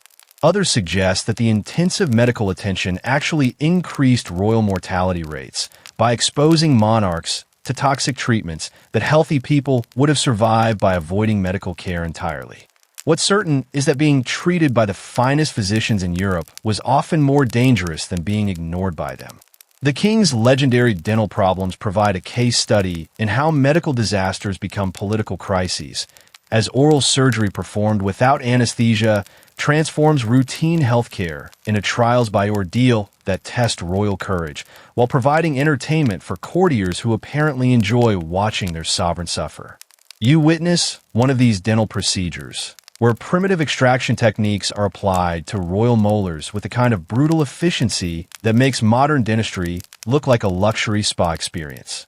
The king's ability to endure tooth removal without crying becomes a demonstration of royal fortitude that influences diplomatic negotiations, while his recovery time affects everything from military planning to marriage arrangements. The treatment of royal women introduces additional layers of medical complexity, as feminine healthcare intersects with political requirements for producing heirs and maintaining dynastic succession. You observe the elaborate protocols surrounding royal pregnancies, where every symptom is analyzed for its potential impact on the kingdom's future, while teams of physicians debate treatment options that must balance maternal health against fetal development and political necessity. The medical management of royal childbirth involves more consultation than most modern hospital committees, though the actual techniques available would terrify contemporary obstetricians who take antibiotics and anesthesia for granted. The royal hypochondria creates its own medical subspecialty, as court physicians develop sophisticated methods for treating imaginary illnesses that have very real political consequences. You watch as elaborate consultations address royal concerns about symptoms that exist primarily in the intersection of anxiety and absolute power, their treatments designed more for psychological reassurance than physiological intervention. The challenge of maintaining royal confidence in medical care, while avoiding actually harmful treatments requires diplomatic skills that rival international negotiations, as physicians must balance honesty about medical limitations against the political necessity of maintaining royal faith in their expertise. The palace's elaborate quarantine procedures during epidemic outbreaks reveal how public health intersects with court protocol, creating isolation protocols that must maintain royal dignity while providing actual disease prevention. You observe the careful choreography required to protect royal health, without admitting that kings can catch the same diseases as common subjects. Their quarantine chambers decorated and supplied as if isolation were simply another form of luxury accommodation rather than medical necessity. The political implications of royal illness require managing public perception as carefully as managing actual symptoms, creating medical practices that serve propaganda purposes as much as therapeutic ones. As evening approaches and the royal physicians retire to analyze the day's collection of blood samples, urine specimens, and detailed symptom reports, you realize that you've witnessed more than just primitive healthcare. This is medicine as political performance, where the king's body becomes a text that must be constantly read and interpreted for clues about the kingdom's spiritual and political health, where every treatment becomes a demonstration of royal courage, and where the line between medical science and royal mythology dissolves into something that serves power more faithfully than it serves healing. You feel the first tremors beneath the marble floors on an ordinary Tuesday morning in 1787, subtle vibrations that seem to emanate not from earthquakes, but from the collective footsteps of 25 million angry subjects who have finally decided that beauty alone cannot feed their children. The air in the palace corridors carries a different quality now, still perfumed with lavender and beeswax, but cut through with something sharper, the metallic scent of change that even the most elaborate court ceremonies cannot mask. You're witnessing the slow-motion collapse of a world where privilege has forgotten that it requires permission from those who provide it. The financial reports arriving from Paris read like medical charts documenting the terminal illness of absolute monarchy, their stark numbers telling stories that no amount of court entertainment can disguise. You watch as Controller General Jacques Necker presents his Compte Rendu, a public accounting of royal finances that exposes the mathematical impossibility of maintaining Versailles while simultaneously governing a bankrupt nation. The irony is almost poetic. Transparency, that supposedly enlightening virtue, becomes the poison that kills royal mystique. When people can calculate exactly how much their queen spends on shoes while they can't afford bread, the magic of monarchy tends to evaporate faster than morning dew on perfectly manicured gardens. The assembly of notables convenes with the reluctant dignity of doctors gathering to inform a patient that the treatment has been worse than the disease, their faces bearing the careful neutrality of men who must deliver fatal news to someone who still has the power to have them executed. You observe these meetings where the kingdom's financial elite, clergy, nobles, and high officials confront the reality that France can no longer afford the lifestyle that defines their existence. The discussions have the surreal quality of a luxury cruise ship's passengers debating whether to abandon the vessel while still arguing about dinner seating arrangements. Their proposed solutions involve everyone except themselves making sacrifices, a form of mathematics that would impress modern politicians if it weren't also completely delusional. The Queen's daily routines continue with increasing desperation, her elaborate dress ceremonies and pastoral entertainments taking on the quality of theatrical performances where everyone has forgotten their acting. You follow Marie Antoinette through her morning rituals at the Petit Trianon, watching as she plays shepherdess while actual shepherds throughout France struggle to keep their flocks fed. The cognitive dissonance required to maintain this performance would challenge professional actors, but she executes it with the dedication of someone who understands, perhaps unconsciously, that stopping the performance would mean confronting a reality too terrible to acknowledge. The pamphlets circulating through Paris and provincial cities create an alternative narrative of royal life that transforms palace magnificence into evidence of criminal negligence, their satirical verses spreading through the kingdom like a virus that attacks the immune system of royal authority. You read these underground publications, crude woodcuts depicting the queen as a spendthrift Austrian spy, verses that rhyme Antoinette with various forms of economic exploitation, and political cartoons that strip away royal mystique with the efficiency of industrial machinery. The power of mass-produced mockery proves more devastating than any military assault, turning royal symbols into objects of ridicule and transforming subjects into critics with printing presses. Historians still debate whether the financial crisis that triggered the revolution was primarily caused by structural problems with the ancien regime's tax system or by the specific failures of royal leadership during the crucial years leading up to 1789. Some scholars argue that France's fiscal problems were solvable through moderate reforms that would have preserved constitutional monarchy while addressing popular grievances.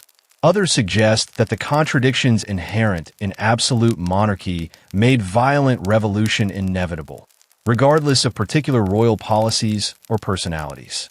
What's certain is that the gap between royal lifestyle and national needs had grown so wide that bridging it would have required fundamental changes that the monarchy proved incapable of implementing. The provincial rebellions began as local protests about specific grievances, tax collection abuses, grain shortages, and administrative corruption, but gradually coalesce into a broader critique of royal authority that questions not just particular policies, but the entire system of hereditary privilege. You witness reports arriving from distant provinces describing incidents that seem minor individually, but collectively represent the breakdown of royal control over French society. A tax collector beaten in Brittany, grain shipments seized in Burgundy, and royal officials fleeing their posts in Languedoc. Each incident a small crack in the foundation of absolute monarchy that will eventually bring down the entire structure. The court's response to mounting crisis reveals the peculiar blindness that comes from spending too much time in environments where reality is constantly filtered through ceremony and protocol. You observe strategy sessions where ministers discuss revolutionary threats using the same vocabulary they apply to court intrigue.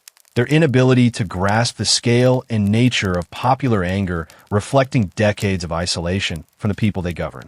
The palace becomes an echo chamber where royal advisors reassure each other that this too shall pass, that French subjects will remember their traditional loyalty once the immediate crisis subsides.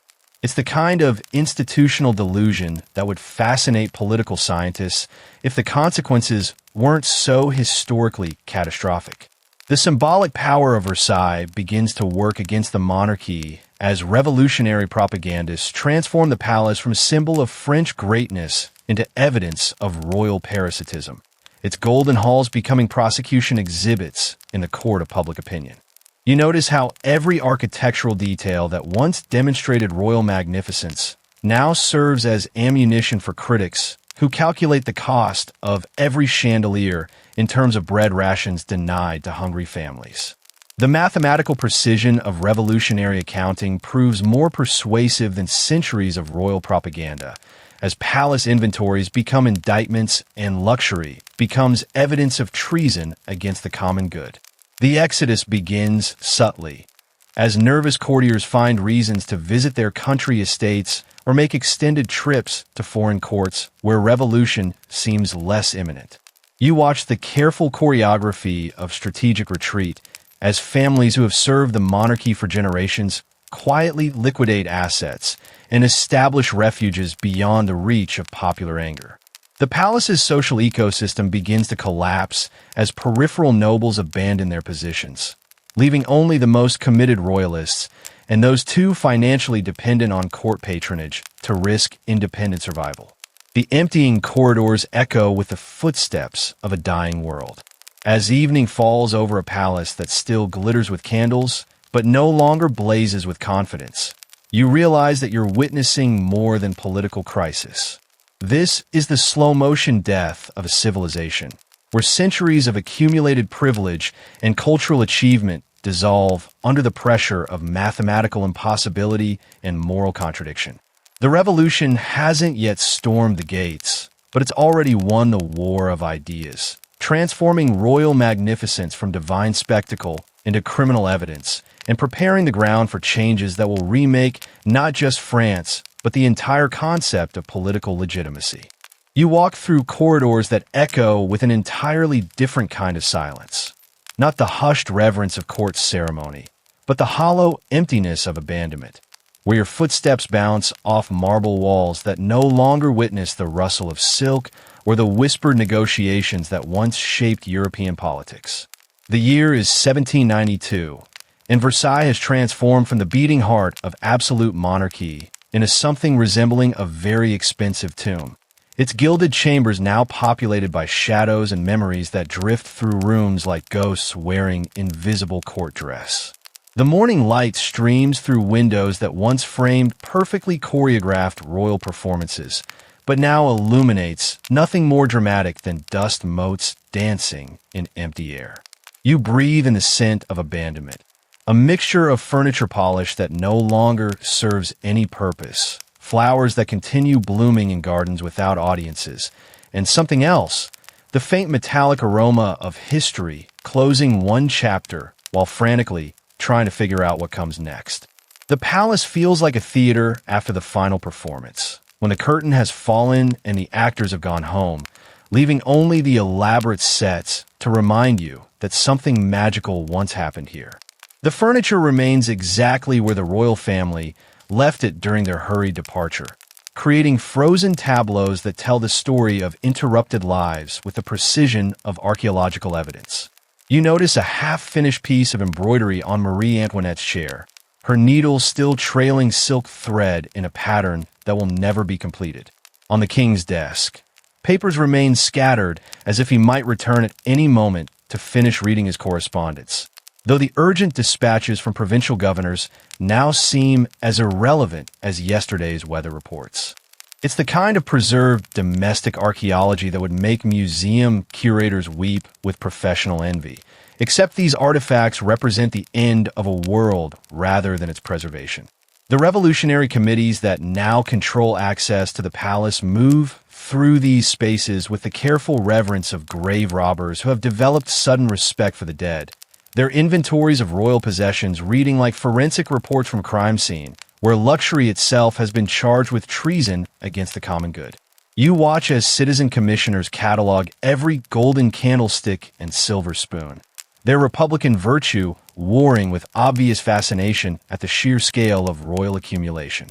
They're essentially conducting an audit of absolute monarchy, transforming palace treasures from symbols of divine authority into evidence of fiscal irresponsibility that will justify whatever revolutionary justice comes next.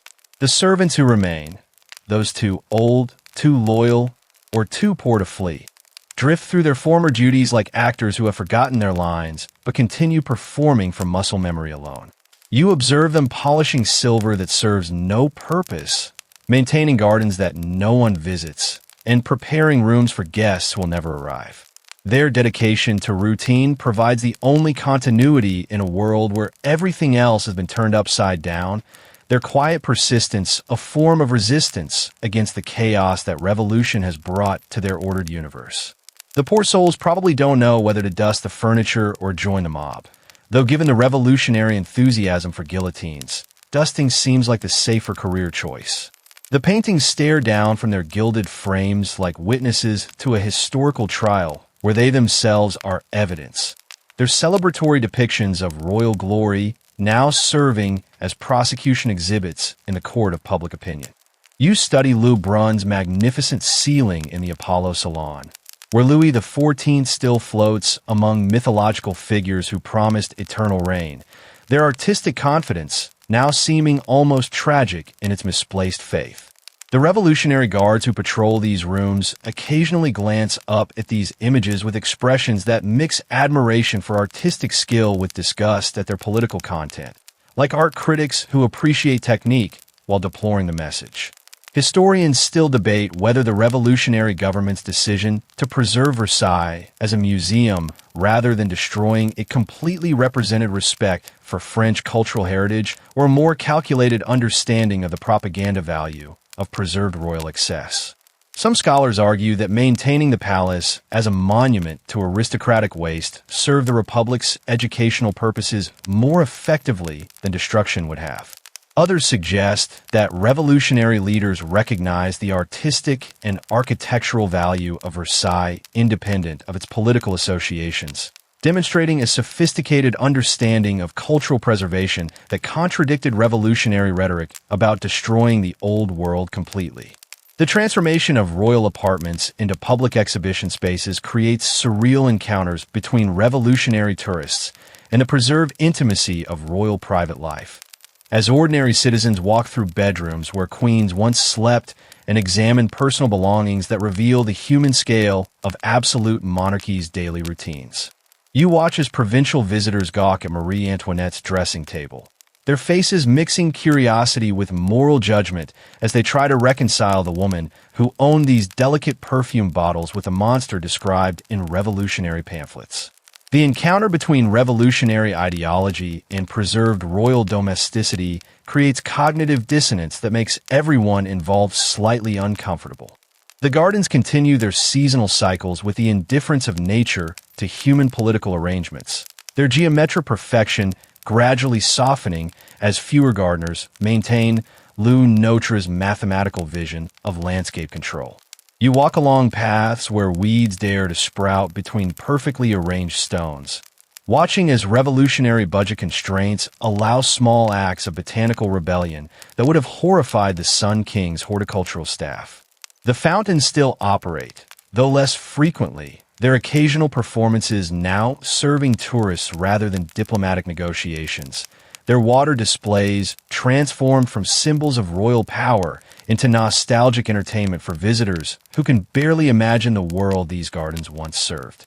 The silence becomes most profound in the Hall of Mirrors, where 17 windows still catch morning light but reflect only emptiness back into the gallery that once multiplied royal magnificence into infinite political statement.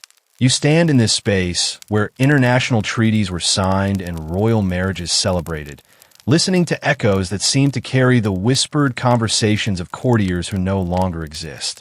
The mirrors continue their optical magic, but without royal ceremonies to reflect, they simply multiply the void where absolute monarchy used to be, creating infinite regression of absence that feels more haunting than any ghost story. As evening approaches, and the few remaining caretakers prepare to lock the palace for another night of solitude, you realize that you're witnessing something more poignant than political victory or defeat. This is the moment when history becomes memory, when living institutions transform into museum exhibits, when the daily reality of one era becomes the nostalgic curiosity of the next. The silence of empty Versailles speaks louder than all the ceremonies it once hosted, telling the story of power's impermanence with the eloquence that only ruins can achieve. You step into a transformed Versailles where eagles have replaced fleur-de-lis, and imperial ambition wears a different uniform, but carries the same intoxicating aroma of absolute power. The year is 1810, and Napoleon Bonaparte has decided that what France really needs is a new kind of monarchy, one that trades divine right for military genius, while keeping all the expensive furniture. The air carries the scent of fresh paint and imperial confidence, mixed with the lingering perfume of departed royalty and something else entirely. The metallic tang of cannons that have been temporarily silenced but never forgotten. The emperor moves through these familiar corridors with the purposeful stride of someone who has conquered most of Europe but still feels the need to redecorate rooms that were perfectly fine under the previous management. You watch as he examines the Apollo salon with the critical eye of a general surveying a battlefield, his fingers drumming against his famous gray coat while he calculates how to transform symbols of divine monarchy into expressions of imperial republicanism. The challenge is essentially rebranding absolute power for a more enlightened age, like teaching an old dog new tricks, except the dog happens to own most of continental Europe and has strong opinions about interior design. The palace staff navigates this transition with the diplomatic flexibility of professionals who have learned that survival requires adapting to whoever happens to be signing the paychecks this week. You observe former royal servants explaining palace protocols to imperial officials, their careful neutrality masking decades of experience in serving power regardless of its particular costume or political justification. The head butler demonstrates the same ceremonial precision whether he's serving the Sun King's morning chocolate or Napoleon's afternoon coffee, proving that some skills transcend individual regimes. They're essentially running a masterclass in occupational adaptability, though the curriculum probably doesn't include how to serve megalomaniacs of different political philosophies. The artistic renovations transform royal propaganda into imperial mythology with the efficiency of a very expensive marketing campaign, as court painters work overtime to replace Bourbon symbols with Napoleonic eagles, while somehow maintaining the aesthetic coherence that makes Versailles a masterpiece rather than a political collage. You watch Charles Percier and Pierre Fontaine, the imperial architects, carefully removing traces of the old regime while installing new decorative schemes that celebrate military victory rather than hereditary privilege. The mathematical precision required to edit absolute monarchy into imperial republicanism would challenge modern graphic designers, though they probably have better software for replacing royal crowns with laurel wreaths. The court ceremonies develop their own hybrid character, blending revolutionary simplicity with imperial grandeur in ways that would confuse constitutional scholars and fascinate anthropologists studying the evolution of political ritual. You witness receptions where generals wearing Republican uniforms perform modified versions of royal etiquette, their careful bows acknowledging Napoleon's authority while avoiding the deeper genuflections that might suggest divine right monarchy. The result resembles a very elaborate costume party where everyone has agreed to pretend that military dictatorship is fundamentally different from absolute monarchy, though the gold leaf and marble surfaces suggest that power always demands the same expensive stage settings. The Empress Josephine attempts to recreate the feminine influence that characterized royal court life, but her efforts are complicated by Napoleon's obvious preference for military advisors over salon hostesses and his tendency to treat diplomatic receptions like staff meetings with better wine. You observe her carefully choreographed entertainments, where she tries to maintain the cultural sophistication associated with Versailles, while accommodating her husband's impatience with anything that doesn't directly advance imperial policy. The poor woman is essentially trying to run a finishing school for generals, most of whom would prefer discussing artillery placement to debating the latest philosophical treatises from German universities. Historians still debate whether Napoleon's occupation of Versailles represented genuine respect for French cultural heritage or a calculated attempt to legitimize his rule by associating himself with symbols of royal authority. Some scholars argue that the emperor's renovation projects demonstrated sophisticated understanding of how architectural symbolism influences political perception, while others suggest that his attraction to palace life revealed the essentially monarchical character of his imperial ambitions. What's certain is that despite revolutionary rhetoric about destroying the old world, the new regime found itself irresistibly drawn to the same spaces and ceremonies that had defined absolute monarchy for centuries. The international diplomacy conducted at Imperial Versailles carries echoes of royal court life, while serving entirely different political purposes, as Napoleon uses the palace's traditional role as a venue for international negotiation, while simultaneously demonstrating that Republican France can match aristocratic Europe in ceremonial magnificence. You witness treaty negotiations where the emperor receives foreign ambassadors in rooms where Louis XIV once held similar discussions. The continuity of space masking the radical discontinuity of political principles. The Russian envoy probably doesn't care whether his host claims authority from God or from military victory, as long as the territorial concessions remain negotiable and the wine service maintains traditional standards. The domestic arrangements reveal the peculiar challenges of adapting palace life to bourgeois family values, as Napoleon and Josephine attempt to maintain imperial dignity while living in spaces designed for the elaborate ceremonial distance that characterized royal marriage relationships. You observe their private moments in chambers where royal couples rarely spend time together, watching as they navigate the intersection of personal affection and political necessity in rooms where previous occupants treated marriage primarily as diplomatic alliance rather than emotional partnership. The emperor's famous love letters suggest that imperial power doesn't necessarily make domestic life any simpler, though it probably helps with home security arrangements. The brief restoration of palace entertainment during the imperial period creates a fascinating hybrid culture where revolutionary veterans attend concerts in rooms where aristocratic refugees once danced, their military uniforms creating visual dialogue with portraits of courtiers whose world they helped destroy.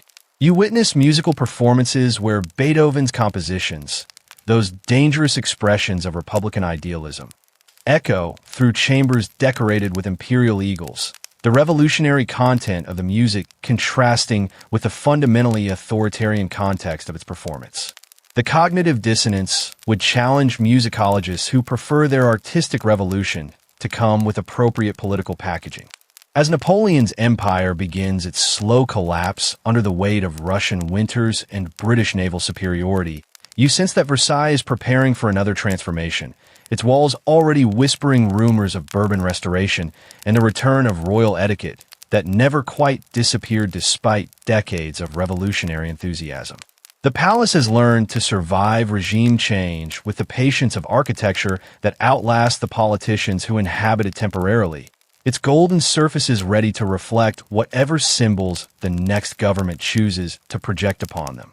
You return to Versailles in our modern age, where the palace has found its final incarnation as a guardian of memory, its corridors now flowing with tourists rather than courtiers, its mirrors reflecting curiosity instead of conspiracy. The golden halls breathe with a different rhythm now, gentler, more patient, like an elderly relative who has witnessed too much history to be surprised by anything, but still finds joy in sharing stories with visiting grandchildren. The scent of centuries mingles in these spaces, royal perfumes layered with revolutionary smoke, imperial cologne mixed with the modern aroma of museum preservation and the gentle fragrance of visitors' wonder. The palace has become what it was always meant to be, not a stage for power, but a keeper of stories. You walk through rooms where every surface holds memories like pressed flowers between the pages of an enormous book, each chamber offering its own chapter in the endless narrative of human ambition and frailty. The Hall of Mirrors still multiplies images infinitely, but now it reflects something more beautiful than royal magnificence. It shows us ourselves, visitors from across the world, finding common ground and shared amazement at what humans can create when they dream without limits, even when those dreams cost more than kingdoms can afford. The ghosts who inhabit these spaces are no longer threatening figures of political intrigue, but gentle companions who whisper reminders about the persistence of beauty beyond the governments that created it. Marie Antoinette's chambers speak not of revolution, but of the universal desire for private spaces where we can be ourselves rather than our public roles. Louis XIV apartments echo with lessons about the loneliness that comes with absolute power, while Napoleon's brief residence reminds us that even military genius cannot indefinitely postpone the mathematics of overreach. The gardens continue their seasonal performances with the reliability of old friends, their geometric precision softened by time into something approaching natural beauty. You wander among fountains that still dance with water, though now they celebrate endurance rather than dominance, their spray catching afternoon light like liquid diamonds that remind you of impermanence and continuity woven together in patterns too complex for any single lifetime to comprehend fully. Historians still debate every aspect of Versailles, its costs, its purposes, its cultural significance, and its political impact, but these scholarly arguments seem less important than the simple fact of its survival. The palace has outlasted every government that tried to use it, transcending its original purpose to become something more valuable than any individual reign. A meditation on power, beauty, and the strange alchemy that transforms human ambition into art that speaks across centuries. The museum visitors who flow through these spaces create their own gentle choreography, their voices mixing multiple languages in soft conversations that echo the international character the palace has always possessed. Children point at chandeliers with the same wonder that once animated young princes, while couples take photographs in mirrors that once reflected diplomatic negotiations that shaped continental history. The democracy of tourism has succeeded where revolution failed, transforming a symbol of exclusive privilege into a space where anyone can walk and dream. As evening light begins to fade and the palace prepares for its nightly rest, you realize that Versailles has achieved something approaching immortality by learning to serve memory rather than power. Its golden surfaces reflect not the glory of any particular king or government, but the endless human capacity for creating beauty that outlasts the circumstances of its creation. The palace has become a lullaby sung in marble and gold, a bedtime story about the persistence of human creativity, especially when the world that created it has vanished like morning mist. And now, as our journey through these gilded halls comes to its close, you can let yourself sink deeper into the gentle embrace of history. Feel your breathing slow to match the rhythm of centuries, your thoughts growing as soft and peaceful as candlelight on silk. The palace settles into its own slumber around you, its stories now woven into your dreams, where kings and queens become characters in sleeping fantasies, where revolution transforms into the turning of seasons, and where power reveals itself as nothing more than the gentle authority of beauty over time. Let the marble coolness soothe your mind. Let the golden glow warm your heart. Let the whispered secrets of courtiers become the softest background music to your rest. Versailles watches over your sleep like a benevolent guardian, its mirrors reflecting only peace, its fountains singing lullabies that have soothed visitors for centuries. Close your eyes and drift away on waves of silk and starlight, knowing that some dreams are too beautiful to end, too persistent to fade, and too generous to belong to any one dreamer alone. Sleep well, gentle traveler. The palace will still be here when you wake, ready to share new stories, new wonders, new invitations to dream of what humans can create when they reach beyond themselves towards something eternal, something golden, something as lasting as morning light on ancient mirrors.